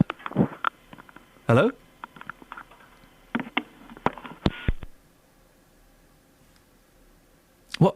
What happened there? What happened? Did I say something, Catherine? I'm sure there must be some mistake. 08459 455 555. That was Andrea Williams from Christian Concern. Put the point forward again. If I ever get as ill as my mum, or as ill as my dad was, I'm going to kill myself. And why shouldn't I be allowed to do that? I don't know 100%. Who knows exactly what it's going to be like in that situation, but I'm pretty certain that's the way I'm going to go. And who has the right to say otherwise in that situation? I'm surprised that Andrea Williams from Christian Concern put the phone down. That was odd, wasn't it? That's why I'm thinking there must be a mistake. Maybe her phone. Let's assume her phone cut out. Yeah, maybe she can't hear us anymore. Otherwise that's rude. Christians aren't rude.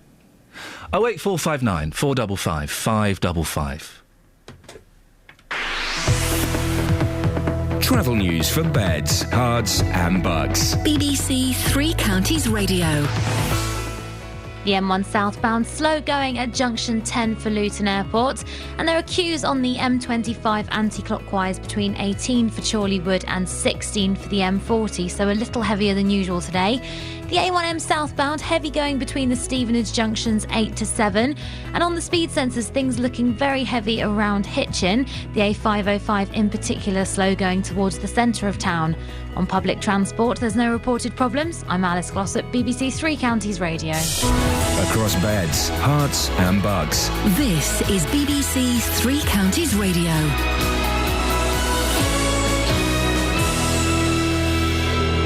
It's 7:30, I'm Jane Killick. People living in the Midland Road area of Bedford have told BBC Three Counties Radio they want to see more police patrolling their streets if they are to feel safe again.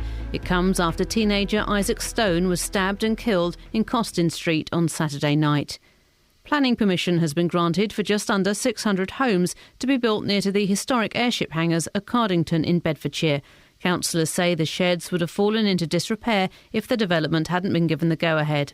A committee of MPs has criticised the royal household for spending more than it receives. The Public Accounts Committee says Buckingham Palace needs to reduce its costs. The weather, cloudy with showers, some of them heavy and prolonged, with a high of 7 Celsius. On to sport, and in football, MK Dons are in League One action in the North West tonight. The Dons make the long trip to Carlisle without defender Sean Williams, who's moved to Championship club Millwall. Manager Carl Robinson is keen to improve his side's midweek away form. I looked at our away form on a Tuesday night as appalling, to the extent of, if I could add in all the away games since I've been here, a point every 3 games, we would have been either automatic in some years or in the playoffs last year. So we've got to take, I think it's 3 wins in 21 or 22 away games on a Tuesday night. Stevenage could have Michael Doughty back in the team for tonight's league clash with Crewe. The borough remain bottom of the table. Manager Graham Wesley says they're desperate to get out of the relegation zone. We're just minded to get on and show that we're a lot better than where we are. None of us are proud of where we are. We're all humiliated by where we are. None of us like to go home and look our families in the eye and say we're bottom of the league. And every single one of us has got enough about him to want to make sure that we turn that round. Wycombe Wanderers are at home to Portsmouth in League Two. The Chairboys will field a similar side to the one which drew at the weekend.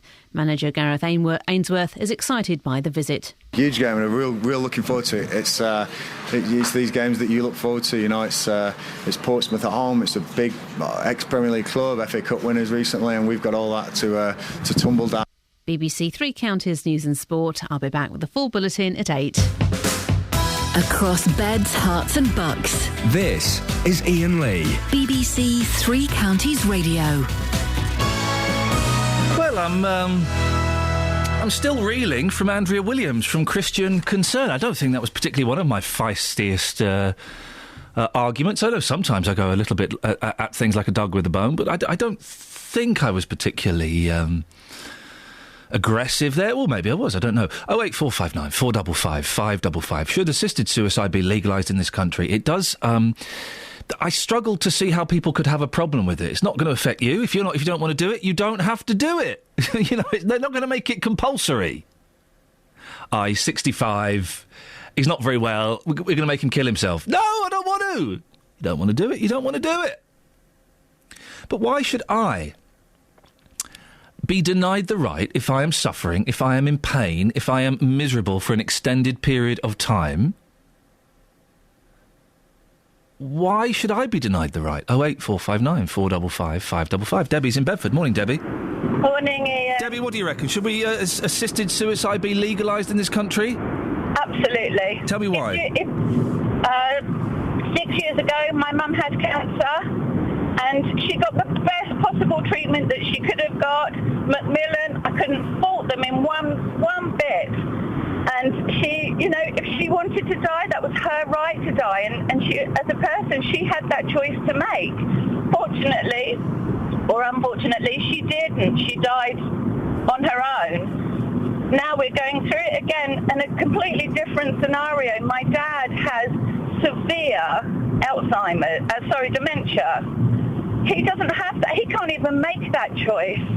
But I know that if he could, he would, because it's the most humiliating illness for anybody to have to go through, for a proud man that has to have everything done for him. He just would hate it. I know he would hate it. But the lady from Christian Concern was saying, but suffering like this brings out the human spirit, and it's all to do with the care. Yeah, my mum got the best care.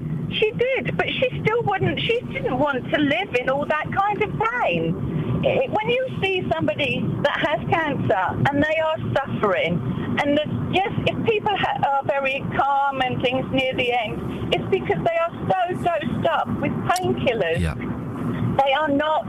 They're basically not here anyway. You know, and I think if you actually ask everybody that went through that, if they had that choice, they would take it. They really would. I don't know how this lady could say that, you know, it's wrong, or how anybody, if you haven't been through it, you don't know. You don't know the humiliation that they go through, the pain that they go through, the hurt, everything that they go through. It's awful. And they have that right. Debbie, I appreciate your time. I'm sorry to hear about situations involving your parents. 08459 455 555 is the telephone number. Should assisted suicide be legalised in this country? My dad had the best care, brilliant care. Macmillan nurses, fantastic. What a job. Who'd do that job, huh?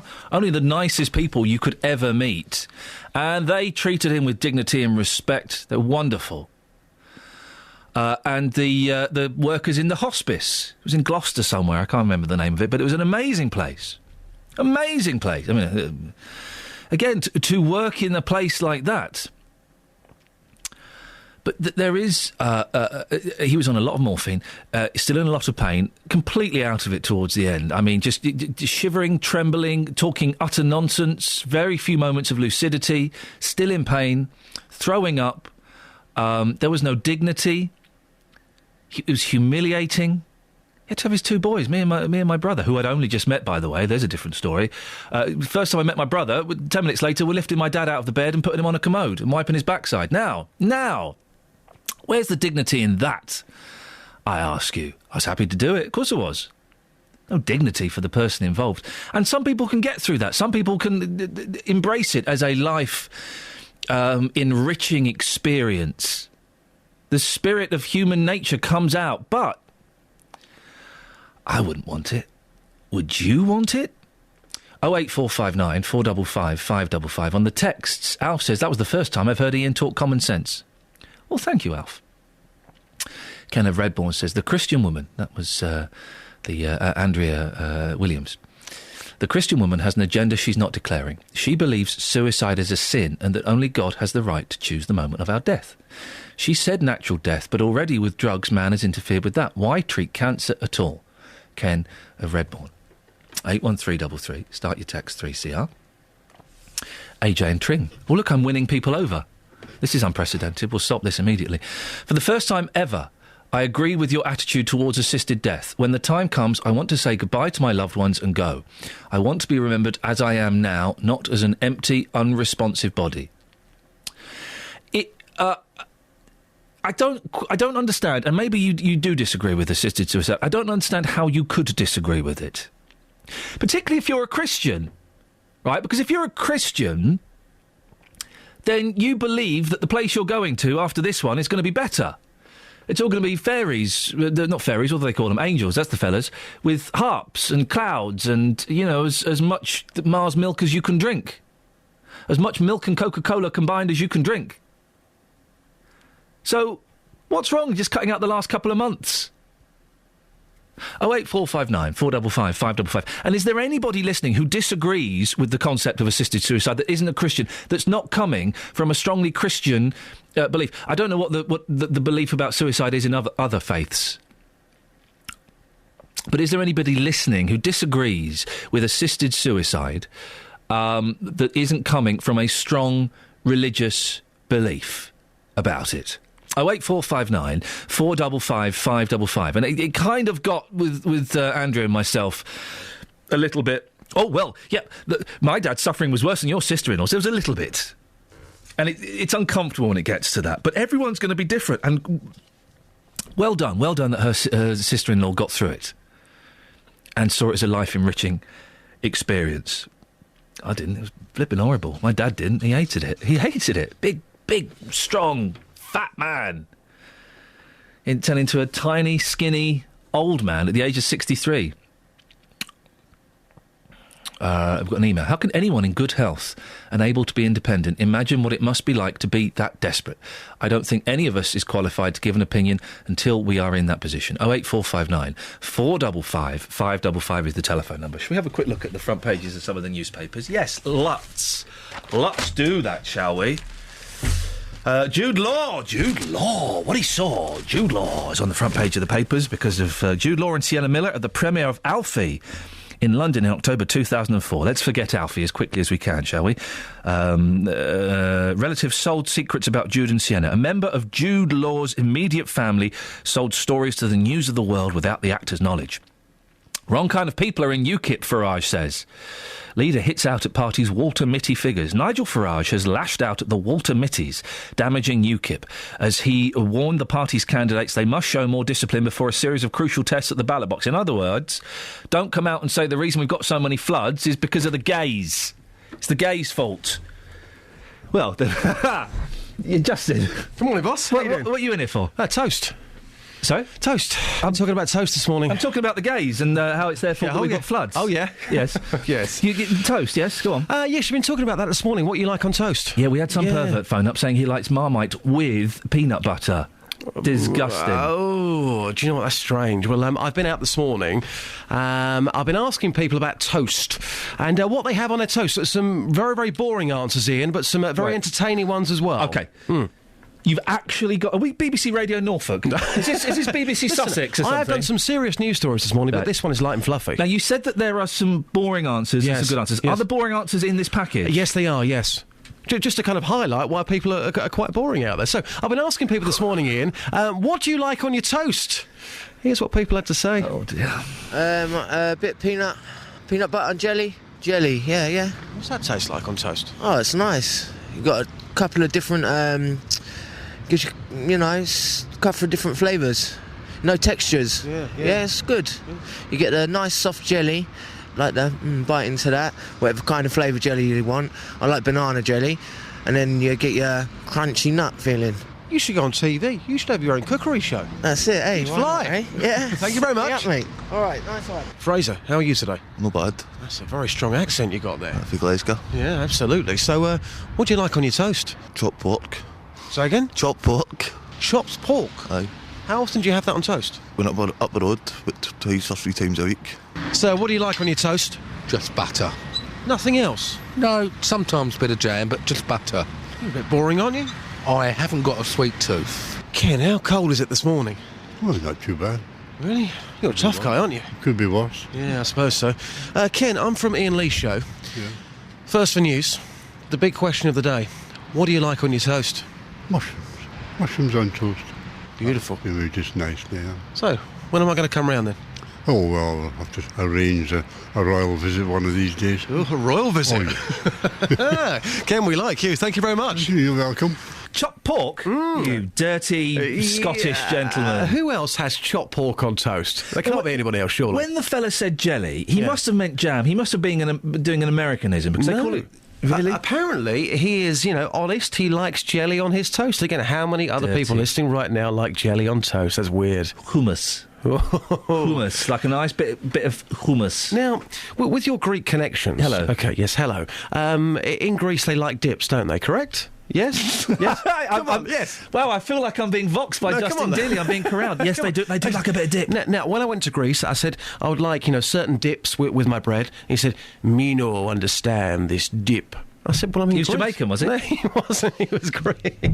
But no, he didn't understand what a dip was. And he was in Greece. What's going on there?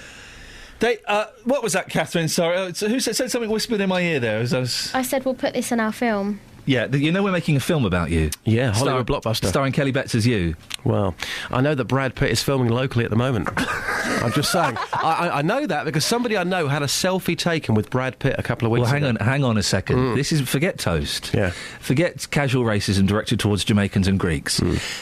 if you've seen Brad... Where is he filming? I can't really say. Why? Top secret. Well, it's somewhere in Hertfordshire. Well, why is it top secret? Because Elstree? No. No. Right. I believe it's near Hemel Hempstead. Let's just say that. And he goes to a certain place, and that's where he likes to wine and dine. I can't reveal that information. We're starting Pit Watch. Have you seen Brad Pitt in Beds, Hearts or Bucks? We can narrow it down to Hertfordshire. 08459 455 555. Have you seen Brad Pitt in Hertfordshire? And did you manage to get a selfie with him? He turned up down my local once when he was filming. Was it Snatch? He did Snatch a few years ago. Yeah. He was training for that film in Hemel Hempstead, and he went down my local pub, the Steam Coach. So he knows Hertfordshire well. And what was he like? Did you meet him? I didn't meet him. I just heard the reports. End of that story. Travel news for beds, cards and bugs. BBC Three Counties Radio. On the M40 northbound, there are queues from the Denham roundabouts to the M25. Still struggling on the M25 anti-clockwise between 21 for the M1 and 20 for Kings Langley. On the speed sensors in Kings Langley, the A41 southbound is queuing as you approach the M25. And in Clop Hill, the A6 is slow going southbound approaching the roundabout. Public transport has no reported problems. I'm Alice Glossop, BBC Three Counties Radio. Thank you, Alice. 7:46, Tuesday, the 28th of January. I'm Iain Lee. These are your headlines on BBC Three Counties Radio. People living in the Midland Road area of Bedford are calling for more police patrols after a teenager was murdered at the weekend. MPs are criticising the royal household by spending more money than it earns and not keeping its buildings in good repair. In football, Milton Keynes travelled to play Carlisle tonight, while Stevenage play Crewe, and Wickham are at home to Portsmouth. 08459 455 555 is the phone number. Let's get the latest weather. Here's Kate Kinsella. Beds, Hearts and Bucks weather. BBC Three Counties Radio. Good morning. Further showers expected across the three counties throughout the course of the day. Some of those potentially quite heavy. You may get a rumble or two of thunder mixed in there as well. Now, it's accompanied by quite a strong southerly, southwesterly breeze, which will become gusty as those showers move through. So quite unpleasant, really, if you are heading out and about today. The maximum temperature just getting up to around 7 Celsius. That's 45 degrees in Fahrenheit. Now, overnight tonight, further showers are expected, and we're hanging on to the breeze as well, but it's this low pressure which is sat on the north of the UK at the moment, which is gradually starting to move southwards overnight, and as it does so, the wind will start to change direction. So by dawn it will move from a southerly to an easterly, but in the meantime the minimum temperature is not bad, 4 or 5 Celsius. So through tomorrow, again, outbreaks of rain, but coupled with this rather brisk easterly breeze, it's really going to feel rather raw for Wednesday. The maximum temperature 6 Celsius, 43 degrees in Fahrenheit, but it's likely to feel a little bit colder. And that's your forecast. Thank you, Kate. Tonight sees more live football here on BBC Three Counties Radio. Reeves with a chance to make it 2, and he has made it 2. We've 3 games for you to choose from, so you can listen to MK Dons. It's a dream first half for MK Dons. Stevenage. Haykins with the shot, and he tucks it in! Or Wickham. McClure tries a shot into the back of the net. Wickham lead. They've been pressing, and now they've got the lead. Choose your team with Three Counties Sport. Tonight from 7, here on BBC Three Counties Radio. Well, Justin launched this. Apparently Brad Pitt is in the area. Justin will not tell us where he is. Justin Dealey, a reporter, will not tell his colleagues where Brad Pitt may or may not be filming. Justin Dealey, a reporter at the BBC, will not tell his BBC colleagues where Brad Pitt, a huge international Hollywood superstar, is. Basically, he won't give us, or indeed you, the news which you so richly pay for with your licence fee. So, we are opening it up to you, dear listener. Want Dealey's job? You can have it. It's Pit Watch. Steve's in Welwyn Garden City. Have you seen Brad Pitt? Yes, we have. Oh, straight in there. Boom, shaka-laka, laka. Where? Up at near Bombington Airfield, on the old airfield there by the Mount Prison. They're filming a German war film. Fantastic. And then when you say you saw him, how close did you get to him? Could you smell Pitt's pits? Yeah, he was in the Black Cat pub in Lye Green, just down the road. Yes. So, right, we've got this now. We can find him. He's in the Black Cat pub. What was he drinking in there, Steve? He had the private room out the back. Oh, look at that private room out the back.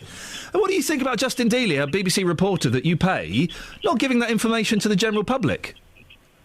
I think that's very poor of him. Very poor of him. Did you get to speak to him at all, Steve? Did you say hello or, salute him or anything? No, they were keeping that in the back room. Yeah, keeping it in the back room. Steve, that's what those Hollywood types are like. Thank you. That's the first call to Brad Pitt Pitwatch. 08459 455 555. 30 seconds. 30 seconds. We've got more from a complete stranger, although I feel Steve is like a brother to me now, than we've got from Justin Dealey, who used to work on this show. Wowzers.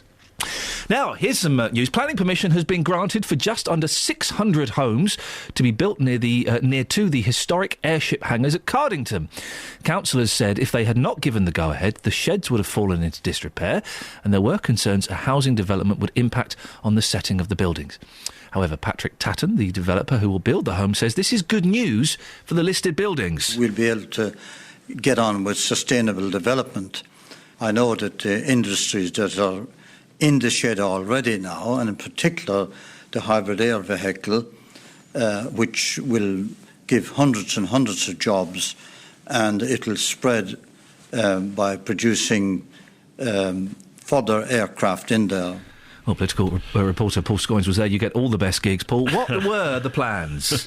Well, Ian, these are known as the cathedrals of Cardington, and to set them into context, they are huge, big aircraft hangars. Well, I say aircraft, they were airships from World War One.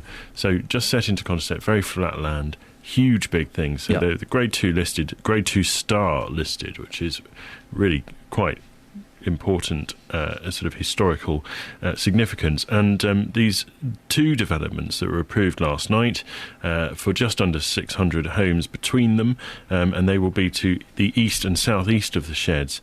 Now, there are already plans in place for a development around the north of the sheds for just under 1,000 homes, and another 130 homes to the southwest. So eventually, the concern was, and certainly concern from some of the residents, was that there would be, you would just have this sort of area surrounded by homes, and at the moment it's open space, and it would detract some way from the significance of these buildings. We're always doing stories on here about how there aren't enough homes. We need more homes. Homes have to be built. 1,600 homes in total, thereabouts, could be built here. Why are the plans so controversial? Well, I suppose it is that balance, isn't it, between whether or not you build around these sorts of historic buildings, or you sort of have to pay off between those homes that were needed and indeed the sort of significance of the buildings. The scientific officer said it would lead to more contamination. The conservation officer at the council, as well as the Campaign for Protection of Rural England, English Heritage, all said it would cause, quote, substantial harm to the setting of the sheds. The Met Office even said it would the amount of housing would impact on a weather station and would disrupt the amount of wind that was going around the area. And I suppose also... So it would disrupt the amount of wind? Yeah. OK. Would sort of act as a barrier to the weather station at Cardington. Now, these are I say, huge buildings. You can see them from far away, and the council decided that ultimately you would still be able to see them from far away. There would be some trees to disrupt the skyline, if you like, to sort of break up those houses, so you wouldn't perhaps sort of get so much of a distraction from the buildings around it. What happens next? Well, the restoration of Shed 1, which indeed is being paid for as a result of these houses, and the development costs will start immediately. And the developer you just heard from was telling me last night that some of the metal beams in these buildings cost upwards of £750,000 each. That is a lot of steel. Indeed, all in total, 4,000 tonnes of steel go into one of these sheds, so a huge amount. So that will start soon, and indeed we'll also then start seeing the groundworks on the homes, some roads going in as well. So before you know it, I would see those homes would go up quite quickly. Plans for a wind turbine as well, always split. I think they are magnificent, beautiful things, but it divides people's opinion, doesn't it? Absolutely, and that was what was heard last night at the meeting too in Bedford. There was, talk of this one turbine at Sole Drop, and that was approved too, and the concern as well, again, that it was visible from far away, but the councillors decided that there were already wind turbines in the area, and therefore it was deemed that you already had those sort of experiences, and the countryside wasn't going to be disrupted as a result of it. Paul, thank you for that. While I've got you here, we always talk about Barnfield Federation, the investigation into the college and the academy. We're still waiting for several reports now. What's going on? What's the latest? Well, we were supposed to have these reports before Christmas. Let's not forget that. Yeah. It's now past Christmas, and indeed the reports aren't any closer to being published. I've heard from the two departments, and this is perhaps part of the reason why there is some delay.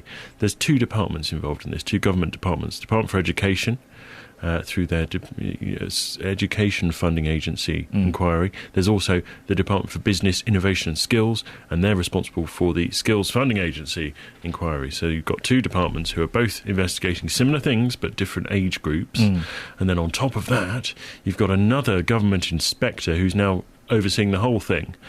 He's not going to come back for 2 weeks, so we expect the reports to be published sometime after that.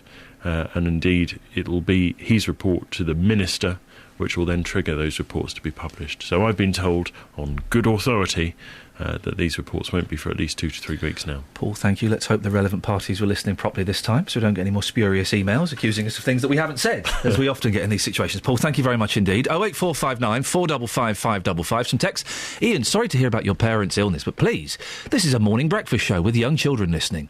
If you feel that this type of intense radio journalism is your style, gosh, wowzers, perhaps you should consider a different time slot. Lighten up, play some happy music, keep it simple.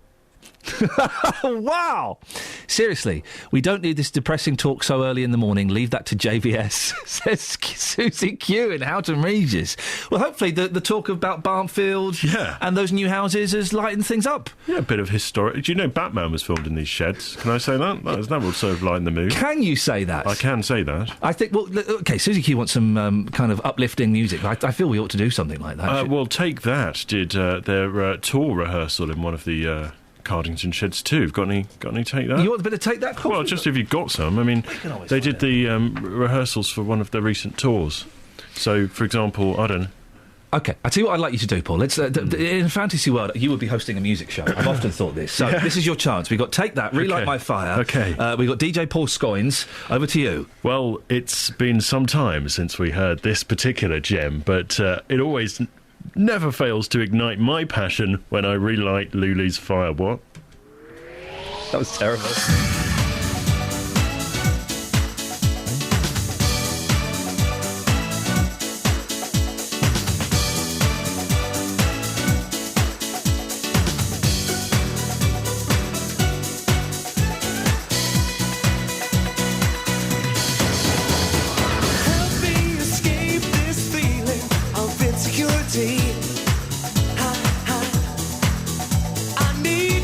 Well, that's quite enough of that. I hope that, Susie Q, that's certainly lightened the mood. Certainly lightened my mood, Iain. You are actually flipping good as a pop man. A pop man? That doesn't even mean anything. You never considered doing a little bit... Here's another one. OK, we've got Love Is In The Air, John Paul Young. Dedicate it to Susie Q. Go on. Susie, love is in the air when I press your button, this button. That's, to be honest, I mean, that really is... In fact, if anything, that's probably going to garner more complaints. I think it might do, yeah. Love is in the air, everywhere I look around. Love is in the air, every sight and every sound. And I don't know if I'm being foolish, don't know if I'm being wise, but it's something that I must... Well, that was Love Is In The Air with... that was dedicated to... Love Is In The Air there for Susie, and I tell you what else is in the air. Cars for travel.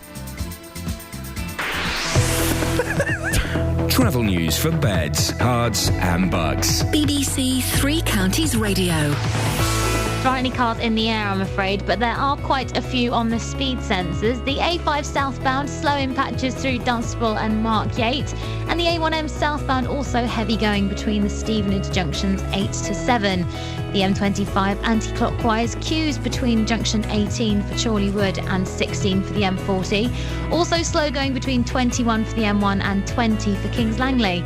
On public transport, there's no reported problems. I'm Alice Glossop, BBC Three Counties Radio. Alice, thank you very much indeed. Good to clarify, there are in fact no cars in the air, otherwise it could be very, very messy out there. Wowzers. Lots coming up in the last hour of the show, including should assisted suicide be legal in this country? I've not heard a decent argument to say no. 08459 455 555. Let's get the news now. Here's Jane Killick. Local and vocal across Beds, Herts and Bucks. This is BBC Three Counties Radio.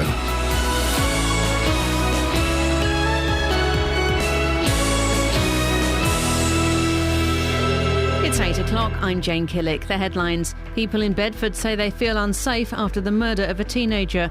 Hundreds of homes to be built near the historic airship hangars in Bedfordshire, and man slashed across the face as he tried to stop a woman being attacked in Dunstable. BBC Three Counties Radio. People living in the Midland Road area of Bedford have told BBC Three Counties Radio they want to see more police patrolling the streets if they are to feel safe again. It comes after teenager Isaac Stone was stabbed and killed in Costin Street on Saturday night.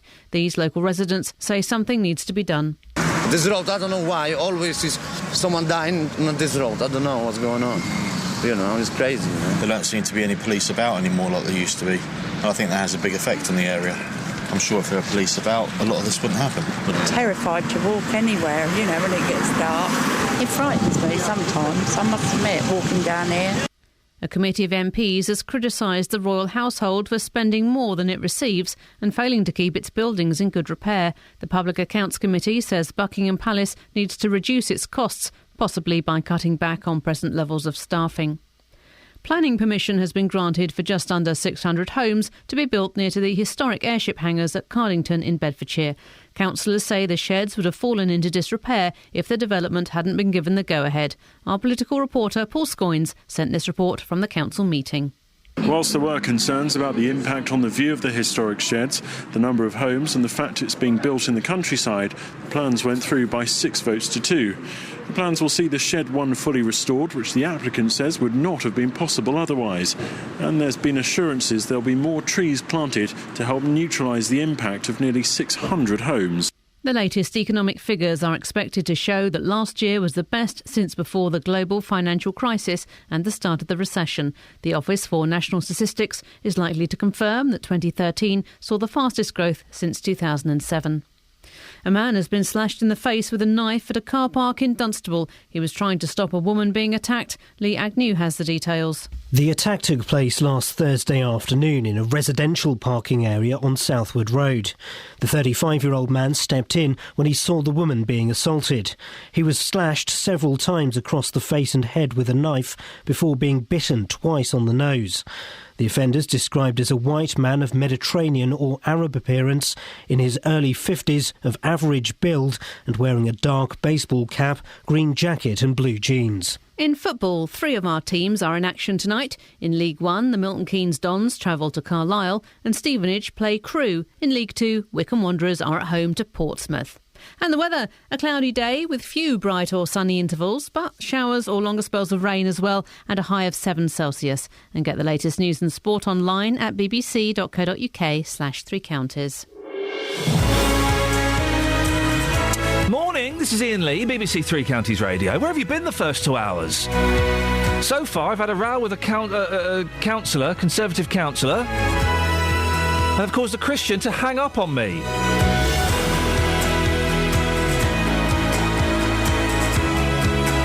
Lots more to come. Let's see who we can offend in this hour of the show, shall we? People living in one part of Bedford fear their neighbourhood has become the town's front line. They're telling us that Midland Road has been left to the criminals who'll carry on as they were once the current police crackdown comes to an end. If you live there, I'd love to hear your stories. Getting lots of calls and texts about that. And a Buckinghamshire man hopes the story of his life will sell well enough to fund his death. Roger Bailey from North Crawley says he's lived to the full, but now he has cancer and feels booking into a Swiss clinic is the only way to end it with dignity. Is there an argument against legalising assisted suicide that doesn't come from a point of faith? I don't think there is. Facebook.com/BBC3CR.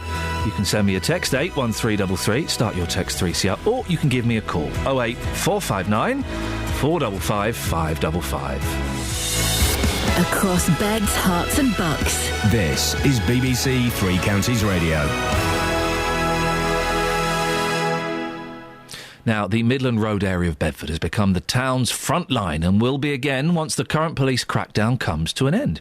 That's what people living and working in the area are telling us in the wake of the fatal stabbing of 19-year-old Isaac Stone on Saturday.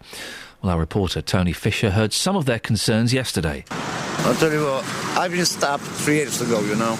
And my friend's been dying here on this road, yeah. 3 years ago, he been stabbed same, to death, yeah. On Midland Road? Yeah, Midland Road, yeah. Few years ago, yeah. So this road, I don't know why, always is someone dying on this road. I don't know what's going on. You know, it's crazy, you know. Anything that could be done about Midland Road? More policing. There don't seem to be any police about anymore like there used to be. And I think that has a big effect on the area. I'm sure if there were police about, a lot of this wouldn't happen, but it's one of these areas, it's one of these places. It's always been suspect to sort of crimes and things like that, so... Are you happy with your daughter living just off this road? No. But it's just got worse. I'm terrified to walk anywhere, you know, when it gets dark. It frightens me sometimes, I must admit, walking down here. I don't know, it's just the way this road is. It's always been like that. How can you change something that's always been the same? If you live there, work there, drive through there, give us a call this morning, 08459 455 555. Well, Aisha Bashir runs a youth club in Midland Road and joins me now. Good morning, Aisha. Hiya, good morning. What's it like there? Well, I was born in Bedford, but then I moved to Biggleswade, so going back there to do the work that I carry out, at first it was scary because the council gave me funding for the base on Midland Road. So when I did go there, I was just like, oh God, where have I ended up? But to be honest, I've worked there for 1 year now, and going back and forth, I actually love the area, and it's only because I was able to build a relationship with the local businesses. I know the local faces. You know who's going to walk around at that time, and it's the people that I was first scared of, and I thought, okay, that person's probably dangerous, or that person's probably going to attack me. They are actually the loveliest person. So I love Midland Road, and I'm not just saying that because I run my organisation there. Do you feel safe there, Aisha? I do feel safe, because I know, you know, the local faces and stuff. You won't see any new faces. Like, you see the young people walking around, you see the business people, but I think people don't feel safe is because they either don't live around the area, and if they do live around the area, then obviously, like the lady said, she probably said no is because of what recently has happened, and she's probably worried for her child's safety. But people that live in the town area and they come in through Midland Road, they are the ones that feel scared because they don't know what to expect. But I'll just say, I think the whole atmosphere has been created because there's so many different ethnics and different backgrounds there, and a lot of people that have migrated over from different countries that live in that specific area. Now, not to do anything with, if they come from a different background or anything, but I think it just created that it's not the normal community sense that you'll get elsewhere. We've heard talk of gangs creating problems and increasing tensions there. Would you agree with that? Have you spotted that? Well, I work with young people, and we obviously have been open for 1 year, and it was hard for us to get these young people off the street into our youth centre. We do have young people that attend, up to 20 of them. Obviously, we can't get every single one because it is hard for them to come in. But I would say that it's all got to do with drugs and knife crime, and with these young people that are aged around 16 to 19, they think it's cool to carry weapons. They think that, or they're doing it for their own safety. They probably carrying weapons for their own safety. And the reason why the knife comes in this is simply because of drugs. And no one in the community can say it's not drugs. Everyone knows it's drugs. And I understand that you guys, everyone has said that we need more policing. I obviously, being a youth worker, I have spotted community officers, and, we've tried to get them to talk to our young people, and, they didn't. When they were talking to one of the young people, because I brought them in and I said, look, come and speak to one of the young people. The young people were like, no, we're not speaking to them. They grass us up. We are not speaking to them. And then I think it's important. We need to build that relationship first. How can you break down that resistance from the young people then? I think, you know what, I think schools need to do more, like, projects around things like this. Because young people are always at school, aren't they? Obviously, depending if they're not in education anymore. But when they are, I think we need to target schools, or schools need to allow other projects to come in and not think it's going to be a threat or ruin their reputation. Because a lot of schools fear that, if we talk about knife crime or drugs, it's going to make our school look bad. Because, I don't know, maybe Ofsted might think that a lot of young people do that. But they have to think that it's going to help the well-being of the young people. So maybe that is a strategy we can use. And in terms of more policing, okay, fair enough, we can have more policing, every single day. That would maybe help, yeah. But I honestly think, listening to all the communities, I understand they're scared. And me doing outreach work myself with my team, it's all about community getting together and doing something productive for the younger generation. We can't always rely on the government. We can't always rely on the local council. We can't always rely on the police. They are doing their bit. Government have got a lot of programs that they invested money in many places. But we can't keep blaming them. I think the community need to really step up the mark, work with local organisations like ourselves, see what we, try and do to help young people, and we need their help to make it happen. So that's my opinion, really. Aisha, I appreciate your time and for putting that forward. It's Aisha Bashir, who runs a youth club in Midland Road. If you want to give me a call on that, 08459 455 555. A text here from Brigitte in Bedford. As a Bedford resident, I'm deeply saddened to learn of yet another young person losing their life as a result of knife crime in the town. The area this happened in is yards from Bedford Police Station, yet it's openly a hive of criminal activity and is only ever policed after an incident. Something needs to be done to deter such behaviour. A regular police presence and regular use of stop and search powers will be a start. On the subject of should assisted suicide be legalised in this country, Jenny has posted a rather long comment on Facebook. I hope you'll indulge me and let me read it. It's not often I agree with you, Iain, but in this instance I do. I firmly support dying in dignity and Lord Falconer's bill. It's a person's right to choose how and when their life ends when it becomes intolerable. We who are not dying have no right to say that their life is still worth living. It's their life and they are the only person entitled to make that judgment. I have an advance directive, as I do not wish to end my days in pain, suffering and indignity, or have my life prolonged by artificial means, just because some doctors believe their duty is to keep patients living by whatever means despite their wishes. Some may choose to extend their days as long as possible, despite what they may or may not suffer. That is their choice also. I want a good death at my time of choosing. The recent Coronation Street storyline has highlighted the issue but did not show all the problems one has to face. At present, one has to guess how to end it and may in fact simply exacerbate the problems if it fails. Haley got it right, some don't. Or travel abroad while still fit enough to do so. If we had a fail-safe of knowing that someone qualified and knowledgeable would give us the means to end our suffering, we may be prepared to wait longer. As it is, we may have to leave our loved ones too soon whilst we are still able. It does... I struggle to see to hear an argument against assisted suicide. I really do. And the arguments you tend to hear against it seem to come from a very strong Christian background. Not knocking Christians, but they have their faith, and in their faith, suicide is a sin.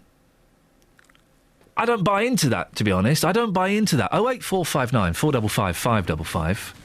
Catherine, you've got some texts there. Do you want to read some texts? Yeah, the argument for palliative care, says Ken of Redbourne, is untrue. Your body gets used to morphine, and near the end, the dose needed to kill the pain would also kill the patient, so you're left to suffer. In reality, at the end, most doctors give a lethal dose of morphine, so we do have an unofficial assisted death.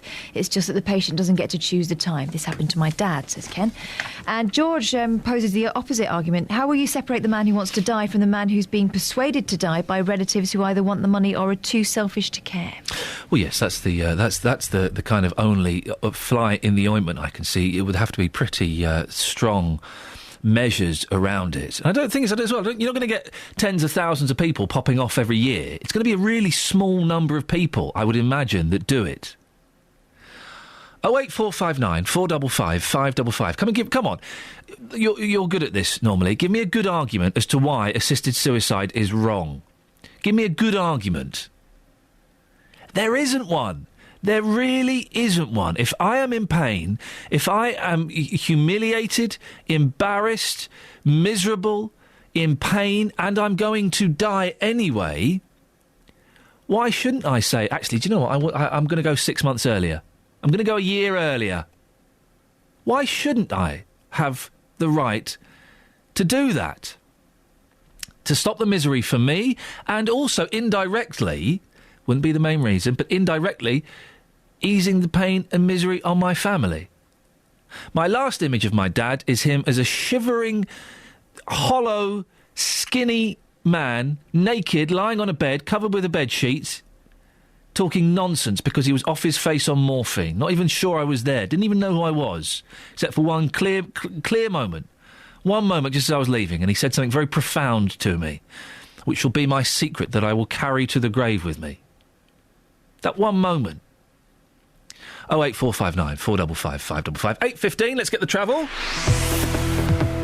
Travel news for beds, cards and bugs. BBC Three Counties Radio. The A5 southbound's very slow going between Markyate and Redbourne at the moment. And the A1M southbound heavy now between junction 9 for Letchworth and 7 for Stevenage. On the speed sensors, the A10 southbound also very slow between Wormley and Enfield, and the M40 northbound queuing from the Denham roundabout up to the M25. Public transport has no reported problems. I'm Alice Glossop, BBC Three Counties Radio. Thank you very much. 8:16, it's Tuesday the 28th of January. I'm Iain Lee. These are your headlines on BBC Three Counties Radio. People living in the Midland Road area of Bedford are calling for more police patrols after a teenager was murdered at the weekend. A man from Buckinghamshire is selling a book about his life to fund his death, with a final journey to Dignitas in Switzerland. In football, Milton Keynes travel to play Carlisle tonight, while Stevenage play Crewe and Wickham are at home to Portsmouth. The weather, showers or longer spells of rain today and staying breezy, and full marks to me for not belching throughout that whole bulletin, even though I was really desperate to. BBC Three Counties Radio.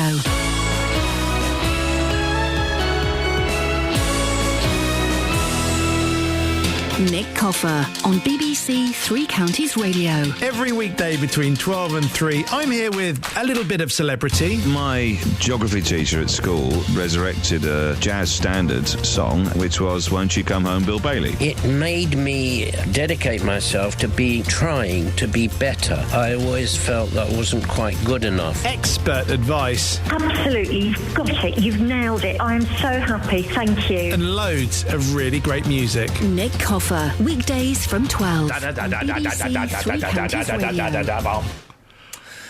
took that wind there. Yes. But my burps, I can't do a big burp. It just comes up as a little... I can't. I don't... This is true. I'm going to say something and you'll think I'm being vulgar and making a joke. I'm not. Do you want to say it? Yeah, I want to say it. I don't have the correct sphincter in my mouth. Now, that is a true thing. I know, see, look at you, giggling like a schoolboy. It's not vulgar. It's true. You have sphincters in your throat. Really? Yes, you do. And I don't have... So basically, I'm pretty much entitled to a blue badge. I don't have the sphincter in my... I think it's sphincter, that allows me to belch. I've never heard of a sphincter in your mouth. It's true. 084... It's true, isn't it, doctors? A lot of doctors listen to this show. 08459 455 555. It's true. It's the muscle that contracts to allow you to belch. So mine just come out as a... like that. Instead of I was always jealous of the kids at school that could belch the alphabet or swear words. Oh, couldn't gosh. Do that. I just gave those youngsters disdainful looks. I bet you did. I did. I bet you can be Windy Pops, though, when you need to. The thing is... Well, I leave it to a private room. Now, listen, I know you're a serious broadcaster. I don't want to drag you down to my shame. What's on your show this morning? Well, coming up on the big phone in this morning at 9, I'm asking, is it our duty to welcome Syrian refugees to this country? The government is drawing up plans that could see thousands of Syrian refugees moving to the UK. Germany has already agreed... Listen to these figures. This is quite shocking. Yep. Germany's agreed to take as many as 10,000 refugees. Yep. The French have pledged to rehome 500. Quite different, isn't it? Gosh, OK, yes. The UK's already welcomed several thousand asylum seekers since the war began, but campaigners say we must help more. Well, let's face it, we've not done anything to help in terms of war, have we? No. To try and assist the Syrians. So is this the least we can do? Do you think it's our duty to welcome Syrian refugees to this country? From 9 this morning, I want your views, 08459 455 555. Perhaps you do think it's the least we can do. It's something that we can do to try and help these vulnerable people. Or is this another case of not our problem? Leave them to other people to deal with. We're already full. 08459 455 555. Is it our duty to welcome Syrian refugees to this country? It's the big phone in at 9. I look forward to hearing Jeffney from Bracknell on your show. Should be a lot of fun. Across beds, hearts and bucks. This is Iain Lee. BBC Three Counties Radio. I wasn't being vulgar or obtuse there, or difficult. It's a sphincter in your throat, isn't it? It's a muscle. It's the muscle that does it. I'm pretty sure I'm accurate. I need a doctor, please. 08459 455 555. Now, on to slightly more serious issues. It's certainly got people very heated this morning. Would you pay for a book knowing the proceeds will fund someone's death? Cancer sufferer Roger Bailey is hoping money from his autobiography, If Only I Knew Then, will pay for a visit to Swiss clinic Dignitas. His life story tells how he made and lost 3 fortunes, had a string of lovers, and took his wife and mistresses on trips to the south of France on his yacht. Well, now he's in constant pain and wants to die with dignity. Well, our reporter Justin Dealey has been asking people whether assisted suicide should be legalised in this country. I don't see why not. When I see some of I am a volunteer with Age Concern, and when I see some of these people in their homes, in their, care homes, just sitting there all day long, no real life. I don't see why that's what they want. It's quite interesting there, you mentioned what you do. So you've seen people who are quite literally suffering day in, day out. They've just got no quality of life, have they? They're just sitting there, don't even know really what's on the television or what's going on in front of them. I mean, what kind of life is that for them or for their relatives to see them deteriorating like that? You're seeing people suffer. Have they ever said to you, I just wish that I could die right now? Oh, yes. Yes, I have had that said to me.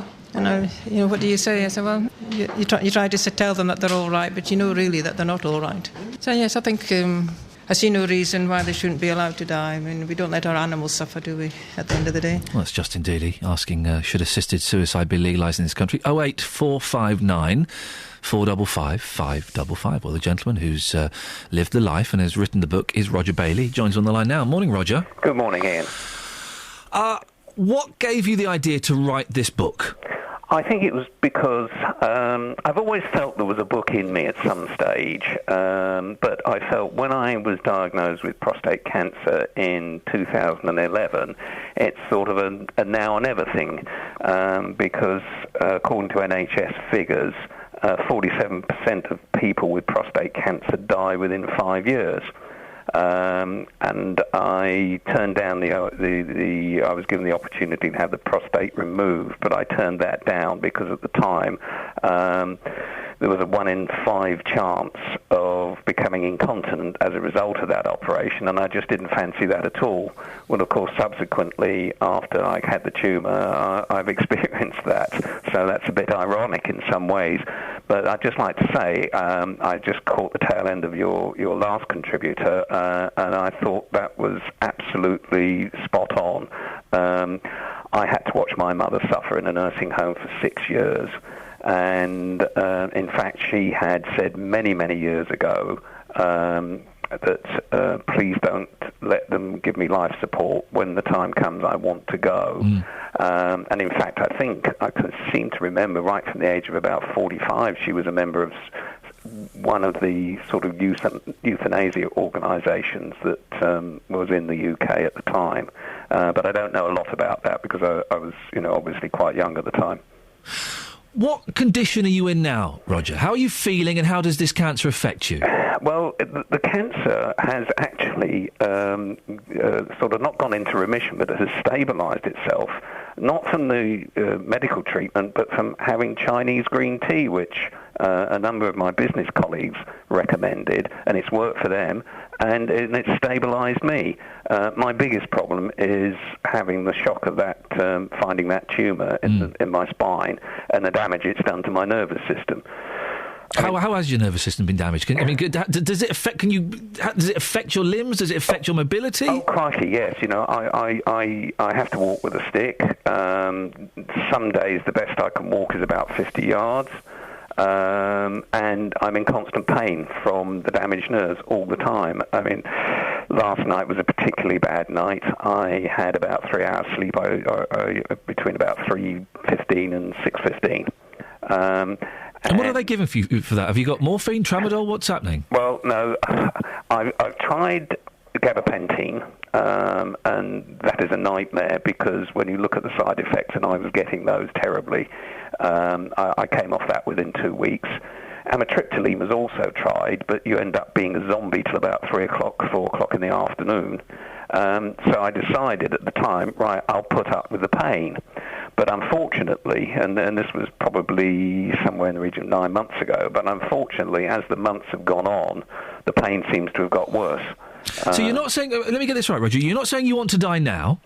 Or are you? There are many days when if I had the plane ticket, I'd be on the plane to go to Switzerland. Do you want to die today? Difficult. As I say, there are many days when you do. It's not as simple as dying today because I know that you have to go through quite a long procedure with Dignitas, so that is not an option. The reason I ask, prepare myself for the that. reason I ask, Roger, is because there are some people listening, or we may have even spoken to one of these people earlier on, who say this comes and goes. And if you're saying there are some days you want to die, and I'm picking up by implication some days when you don't want to die, then that could be used as an argument against assisted suicide. Yes, I agree. It is. It is a big decision to make, but I have been consistent in wanting to do it for probably a couple of years now, because people say it's a shock when you get diagnosed with cancer, and I think on reflection I would agree with that. And you have to decide how you're going to cope with it, and that was the way. Even way back in 2011, that's when I first started getting involved with Dignitas and going through the procedures and getting in contact with them. But of course, like everything, first and foremost, you've got to have the money. How much does it cost? About £20,000. Oh, blimey, really? Oh, yes, it's about £13,000 for the services of the clinic. You then have to supply a lot of medical reports, which obviously, that has to be paid for. You can't expect the National Health Service to start writing reports, so you have to pay for those reports. And then you have to have the funeral in Switzerland, because if the body's returned, whoever's bringing the body back could be prosecuted for, assisting suicide. Lots of strong, loud voices, Roger, saying, no, you don't have the right to do this. You do not have the right to decide when you will die. What's your response to them? Well, I think everybody has the right to make their own decisions about life. I'd go back to what your contributor said, that I just heard the tail end of that interview, that, she's watching people in nursing homes who have an appalling quality of life. Every week we're reading newspaper articles about... there was one in the Telegraph in December where they were saying 1,000 people die from thirst because they're just being left dehydrated. That's an appalling situation. There's another article in the Times which lives put at risk by nurses who can't use drips.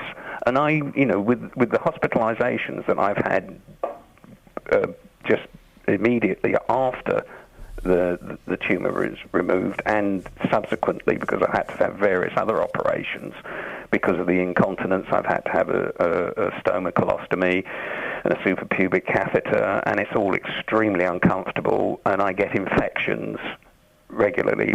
For example, I've had 2 infections which have needed antibiotic treatment since Christmas. And this just is an ongoing, repetitive situation. Now, at the moment, I'm clear of infections, but, I keep looking over my shoulder. When's the next one starting? You sound tired of it, Roger. You sound tired. I am very, very tired. Being in constant pain in my left leg particularly. I mean, I got 3 hours sleep last night. And because the antibiotics aren't working very well, I've been told by one of the clinics to have 8 paracetamol a day, which I'm doing in an attempt to try and rebuild my immune system. Roger, listen, what's the book and where can people get it? Well, the book is called If Only I Knew Then, because, yes, I've made a lot of mistakes in my life, but somebody said on the television interview a little while ago, if you haven't made mistakes, you haven't lived. Its subtitle is Women, They're Part of My Downfall, and it can be got from either Amazon as an electronic book, or from www.rogerbailey.org as a printed copy, which I will sign at the same time. Roger, I really appreciate your time and your honesty, and it would be great if we could keep in touch and just see how your story progresses and what decisions you make. Fine. Would that be okay? Yeah, lovely, Ian. Roger, we'll speak to you soon. Thanks a lot. Thanks a lot. Bye-bye now. There we go. I don't see how you could argue against that. Can you? Can you argue against what Roger has just said? I don't hear an argument. I'm normally pretty good at playing devil's advocate and at coming from the opposite side of the argument. I can't hear an opposite argument there at all. 08459 455 555. 8:30, let's get the travel. Travel news for beds, cards and bugs. BBC Three Counties Radio. On the M25 anti-clockwise, there are queues between junction 20 for Kings Langley to junction 16 for the M40. And on the M40 itself, northbound is queuing from the Denham roundabout to the M25. On the speed sensors, the A6 southbound is queuing approaching the Clop Hill roundabout. And in Aylesbury, the A41 heading towards the centre of town looking very slow from Aylesbury Road.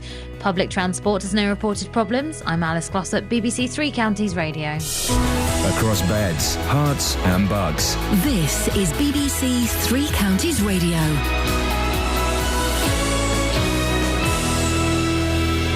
It's 8:32. I'm Jane Killick. People living in the Midland Road area of Bedford have told BBC Three Counties Radio they want to see more police patrolling their streets if they are to feel safe again. It comes after teenager Isaac Stone was stabbed and killed in Costin Street on Saturday night. Planning permission has been granted for just under 600 homes to be built near to the historic airship hangars at Cardington in Bedfordshire. Councillors say the sheds would have fallen into disrepair if the development hadn't been given the go-ahead. A committee of MPs has criticised the royal household for spending more than it receives. The Public Accounts Committee says Buckingham Palace needs to reduce its costs. The weather, cloudy with showers, some of them heavy and prolonged, with a high of 7 Celsius. On to sport, and in football, MK Dons are in League One action in the North West tonight. The Dons make the long trip to Carlisle without defender Sean Williams, who's moved to Championship club Millwall. Manager Carl Robinson is keen to improve his side's midweek away form. I looked at our away form on a Tuesday night as appalling, to the extent of, if I could add in all the away games since I've been here, a point every 3 games, we would have been either automatic in some years or in the playoffs last year. So we've got to take, I think it's 3 wins in 21 or 22 away games on a Tuesday night. Stevenage could have Michael Doughty back in the team for tonight's league clash with Crewe. The Borough remain bottom of the table. Manager Graham Wesley says they're desperate to get out of the relegation zone. We're just minded to get on and show that we're a lot better than where we are. None of us are proud of where we are. We're all humiliated by where we are. None of us like to go home and look our families in the eye and say we're bottom of the league. And every single one of us has got enough about him to want to make sure that we turn that round. Wycombe Wanderers are at home to Portsmouth in League Two. The Chairboys will field a similar side to the one which drew at the weekend. Manager Gareth Ainsworth is excited by the visit. Huge game, and real looking forward to it. It's these games that you look forward to. You know, it's Portsmouth at home. It's a big ex-Premier League club, FA Cup winners recently, and we've got all that to tumble down.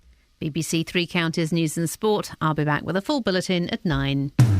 Call 08459 455 555. BBC Three Counties Radio. A busy old morning. Sometimes it's full of froth and sugar and bubble gum, and then sometimes it takes a slightly heavier turn. And I'm fine with that either way. I hope you are as well.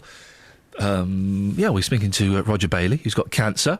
He's written a book, and the funds from that book will go towards the £20,000 he needs to go to Switzerland and to be killed in Dignitas. He's in a lot of pain, he's incontinent, he's getting infections, he's got catheter, all kinds of things. And he wants to die. How could anybody argue against that? I'm struggling to be impartial here. In fact, I can't be impartial on this one. 08459 455 555. If you've got an argument against it, I'd love to hear it. A couple of texts. Phil says, the argument against assisted suicide based upon religious views is offensive. Prolonging suffering of others because of your own faith must not be allowed. Stephen Milton Keynes says, fine regarding you having assisted suicide. However, having been in care homes, seeing endless people whose kids dump them, waiting for their inheritance, I know there would be thousands pressured into ending it all to please their kids.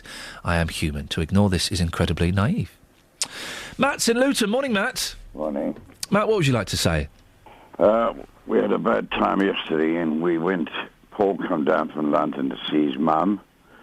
We went for a meal over at Leicester Arms, and then we went to see, he popped across to see mum, and he said, Dad, I'll see you in a minute. And then suddenly he phoned me, Dad, you better get over here quick, she's had a real bad turn. And she's back, Margaret's back in the home at the moment? Back in the home. She come out of the hospital last Friday. Okay.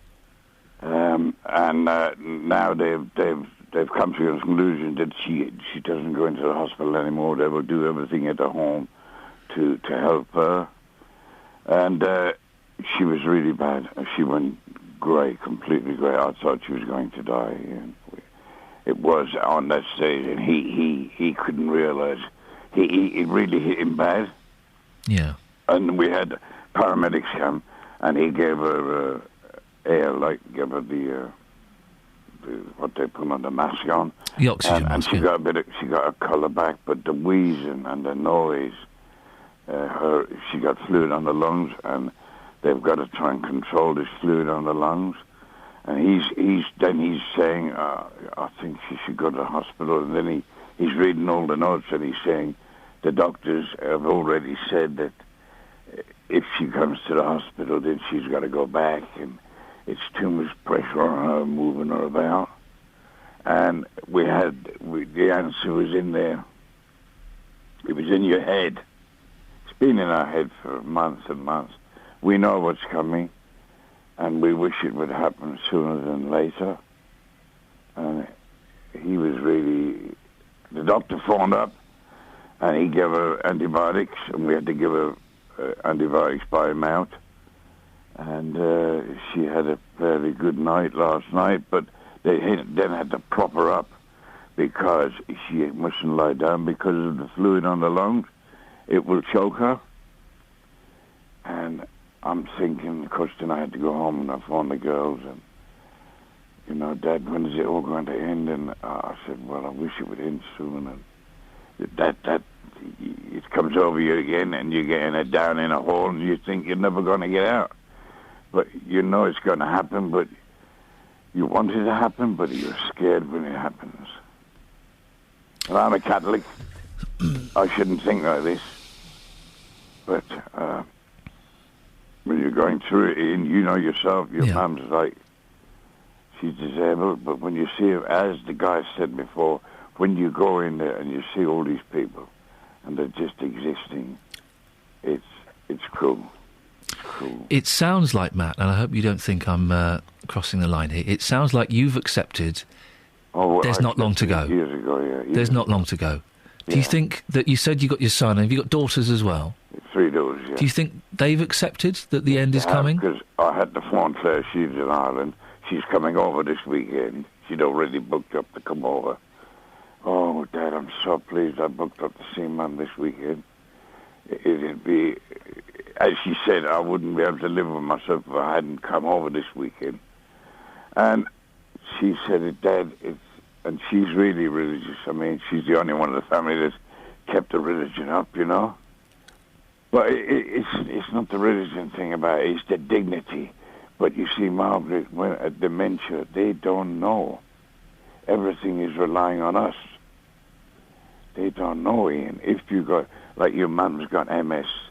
My son-in-law had MS, and she had all the faculties. She can make a decision for herself. When you've got to make the decision for your loved one, it's damn hard, Ian. And the guilt hits you like a hammer, you know. Am I doing the right thing? I am for me, but am I doing it right for her? You know what I mean?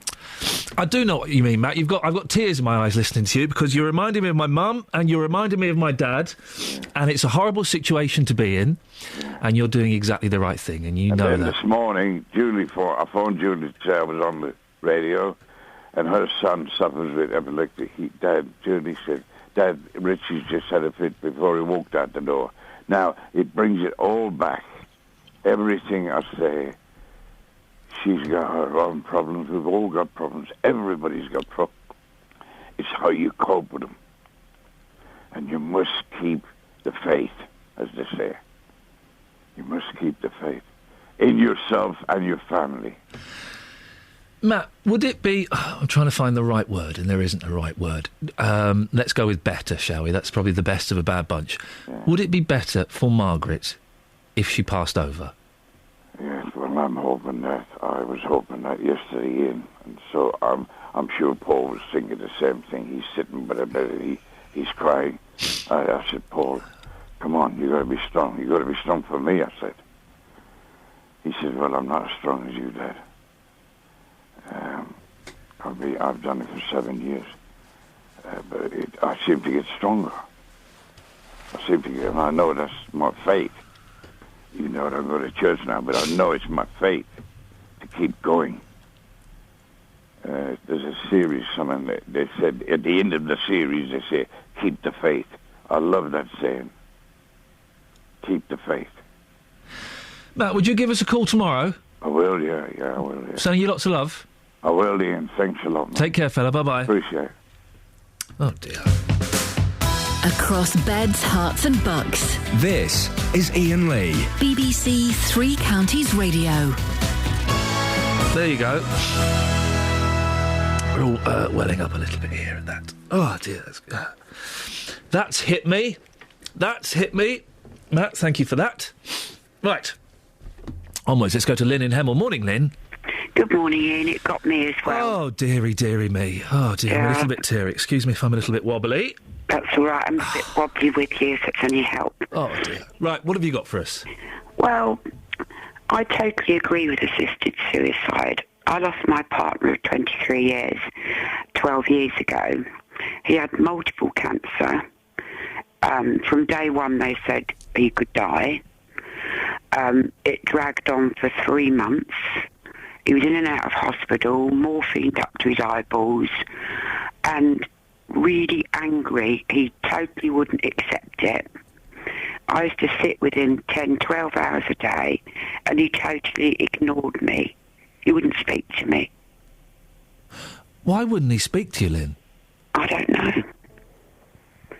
I think it's because he just wouldn't accept it.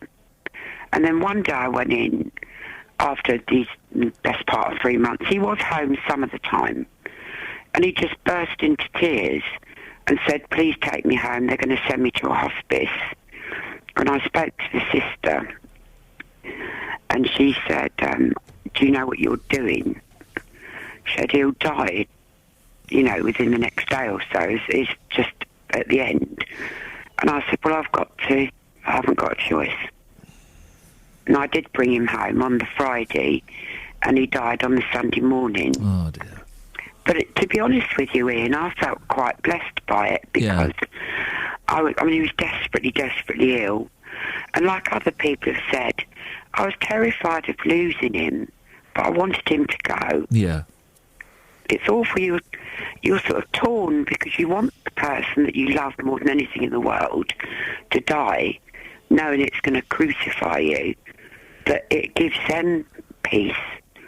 And so I feel blessed because I was actually lying on the bed with him when he died, and he just turned to me and he said, I can't breathe. And I said, it's all right, I'm with you. I'm always with you. And he said, I love you, Linny. And I said, I love you too. And then he just died. And when the Rennie nurses came round, they said that a massive blood clot must have just travelled up his leg and hit his heart. So he died really quickly. Oh, Lynn, you're setting me off again. Well, I might set you off a bit more because I didn't know what to do because I've never had anyone dying at home. No. And I said, I don't know what to do and I don't want you to take him. And he died at 9:25 in the morning and I kept him here till 6 o'clock at night. And I talked to him all day. I bet you did. And this will make you laugh because I phoned one of his best friends and he said, I bet he's thinking I'm dead and she still won't shut up. Exactly. And that you kind of need that humour, don't you, when something like that happens?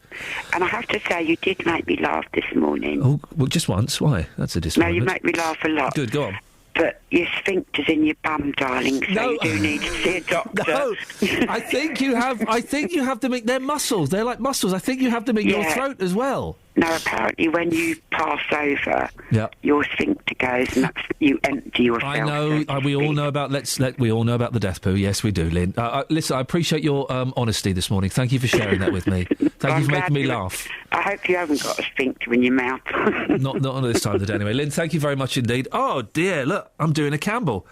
I'm welling up on the radio. That's no good at all, is it? Right, 8:45, 08459 455 555 is the phone number. Do you want to talk? Do you want to do that now, or do you want to do the travel first? Should we do travel first? Let's do the travel first. 8:45. Travel news for beds, cards and bugs. BBC Three Counties Radio. Anti-clockwise, queuing between junction 20 for Kings Langley and 16 for the M40. On the A1M southbound, still heavy going slightly between junction 9 for Letchworth and 7 for Stevenage, starting to ease off but is still basically going back to 9 for Letchworth. The A5 southbound, very slow on the sensors through Markyate. Also between Haddenham and Tame, things looking slow on King's Cross westbound. Public transport has no reported problems. I'm Alice Glossop, BBC Three Counties Radio. Alice, thank you very much. We're not going to do the news now because we've got a call that I'd rather take instead of the news. So let's go to... we just spoke to Matt. We can speak to Matt's daughter, Julie. Good morning, Julie. Hello, Ian. How are you? You're right, love. I thought your phone call for my dad was absolutely wonderful. And I just want to recommend, just say how thankful I am that... my dad is I'm so proud of him. He's a good boy, isn't he? He's absolutely amazing, and I think you had that call that was so brilliant. And I just want to say that I do want Mum to go peacefully. I do. I really do, because she is suffering now, Ian. Yeah. And she needs to be laid to rest, I think. I love her so much, and I love my family and love my dad, but I think we need to stop the suffering now. And I just want everything to be right, and it's not right at the minute, Ian. How are you, Julie? Not good. Of course not. Of course not. My son's just had a fit. He's by the hall. How is it? Is your son all right? In the hall, right? And he's still not cut up. Okay, but he's the fit's ended. He's all right. No, he's just lying by the hall, and I'm Good for trying to him. get him up, and he's not getting up. Oh, let him lie there for a bit. Let him lie there for a bit. And may I say how good you are on Big Brother as well? Yes. Who do you reckon? Now, listen. Let's indulge this for a second. Who do you reckon's going to win? What? Who's going to win? Oh well, it may be Jim, but do you know what I want? I want Sam to win. Oh, she's done nothing. But then she's been ill. She's been ill, Ian. Well, then she should give half her fee back. Give the money back. We're going mad. What are you talking about, Big Brother? Listen, you're very kind, Judy. We love Matt. Here's something. Matt used to hate me. He used to phone up and complain. I know. I hate you, Ian. He used to phone up and complain, and I'm working my magic on him, and I think he's starting to like me. Magic. I think you've worked your magic, darling. Well, listen, Julie. Listen, I lost my dad last year, and this is why I'm crying, because it's reminded me of him a bit. Ian. And my mum's not very well either, so I'm all a little bit emotional. I love you lot. No, but listen, I know what you're going through, and the end will come soon. I'm trying to keep happy. Yeah, I know. But it's hard. I tell you what, the thing, and I don't want to jump the gun a little bit, but I was devastated when my dad died, of course. Yeah. But we had such a laugh at the funeral. We had such a laugh. Oh, it was wonderful. It was wonderful. So listen, you've got a bit more sadness, then things will start to pick up, love, all right? I hope so. All right, Julie, But thank you for tell my calling. dad, I love my dad and my mum and my family, Claire, Helen, Paul. And your dad's handling this the best way he can. He's doing all the right things, isn't he? Amazing. Yeah. How he's handling it. He's doing all the right things. But I was absolutely in tears at that phone call, and I just had to phone you and say how wonderful you've handled it. Well, Julie, you're very kind, and I'm sending you and your family lots of And love. I've made it a little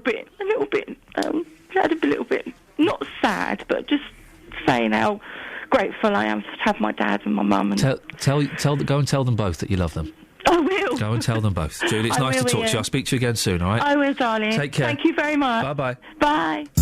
Every weekday morning from 9, The JVS Show. Well, whose fault is it that there are so many fat people in this country? It's a horrible word. Jonathan Vernon Smith. But why do you want to kind of tiptoe around the issue? People are people. People aren't fat just because they're big. Tackling your consumer problems. Over the last few months, I've been palmed off every few days. There are some absolute rogues out there in the car industry. Tim, I'm going to send Wayne in to you. Let's get some detail and we'll get this sorted out. The JVS Show, weekdays from 9, BBC Three Counties Radio.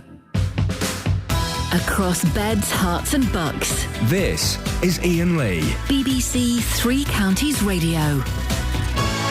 Well, there we go. Oh, dearie me. 08459 455 555 is the telephone number. Is this Dominique calling in about what we're talking about at the moment? Let's go there. Dominique, are you there? It's Dominic, yes. Hello, Dominic. What can I do for you? Hi. Well, I'm calling in regards to the whole discussion about assisted suicide. Yeah, go on. What's your thoughts? I must say, obviously, there's lots of touching stories today. Well, my thought is that, the human existence is based in the few very simple rules. One of those rules is, I think, ending someone else's life. And I'm afraid if we start to break these little rules, like this, for example, it's going to lead us further and further, and our existence as a human race. This will not stop there. If you can imagine what I said to your colleague before. If we allowed assisted suicide now, what's going to stop us in the future, a few years after? Let's say that I have depression and, I don't feel I want to live anymore. Yeah. And, my pain might be not physical, but might be as bad as, the person may be suffering with cancer. And you know what? I don't want to live anymore. So let's create assisted suicide for people with depression. And then, it's a perfect solution also in the future to end many other problems. Maybe, if we have, let's say, some nations in Africa suffering because they're suffering, they're hungry, they have no food, and it's a physical pain. So maybe let's send some doctors, help them to, commit assisted suicide because, it's going to stop the suffering. So I think, as much like I said, I think these stories today were really touching, and I'm glad that they were actually the person who actually suffering from illness called the program, because we listen to the people who watching it, but obviously we can't hear from the actual people who died, suffering. They can't speak for themselves. So I'm slightly confused, Dominic. What are you saying? I can't work out if your tongue is in your cheek or not. Are you for or against assisted suicide? I'm against. You're against it? I thought so. Okay. I think it's a very, very thin line. And it's quite a fat line. It's quite a fat line between someone who's got terminal cancer and 6 months to live, killing themselves, and us sending doctors over to Africa. It's quite a big fat line there. Well, it is, but like I said, if we cross this thin line, it's a starting point. Us saying so us who murdering can die Africans. early. Well, not necessarily, but let's go back to these people with depression, for example. If I'm suffering with depression and I feel, inside of me, I feel really big pain and I don't want to live anymore. So, why do we not create assisted suicide for people with depression? Or maybe, I'm quite sure there's a few other illnesses. So you're concerned that people may commit suicide just because they feel a little bit rotten, or that it might be exploited to get rid of vulnerable people. Is that what you're saying, Dominic? Yes, also, like I said, I think it's a little bit deeper context there. Our human existence is based on very simple rules, like respect for, each other's lives. So we don't kill each other. I don't go and kill my neighbour or someone else just because I don't like someone. Yeah, I would hope not. Dominic, thank you. I'm just finishing there because I want to squeeze in a couple more voices before JVS at 9 o'clock. Helen's in Milton Keynes. Morning, Helen. Morning, Ian. Helen, what would you like to say? My mum was a nurse. I lost her last year in March. She always said that if I ever became ill and she couldn't look after herself, she wanted to... she didn't want to be here anymore. She wanted to do something herself if she could. Yeah. Well, 4 years ago, my mum kept complaining of bad headaches, and she was meant to pick the grandchildren up from school. She didn't. So we got to the house, and the police had to break in. They broke in, and my mum had had a brain hemorrhage, and she was on the bathroom floor. She'd been there since 8:30 in the morning. And... police broke in. They took her to hospital, operated on her. For the rest of her lives, Ian, she was being fed, for the last 4 years, she was being fed through a tube in her stomach. She didn't know her grandchildren. Her skin was going black. And she couldn't eat nothing through her mouth at all. Everything was going through a tube in her stomach. And there was nothing we could do because she was in this nursing home that they'd put her in, the hospital had put her in. And there was nothing we could do. And last March...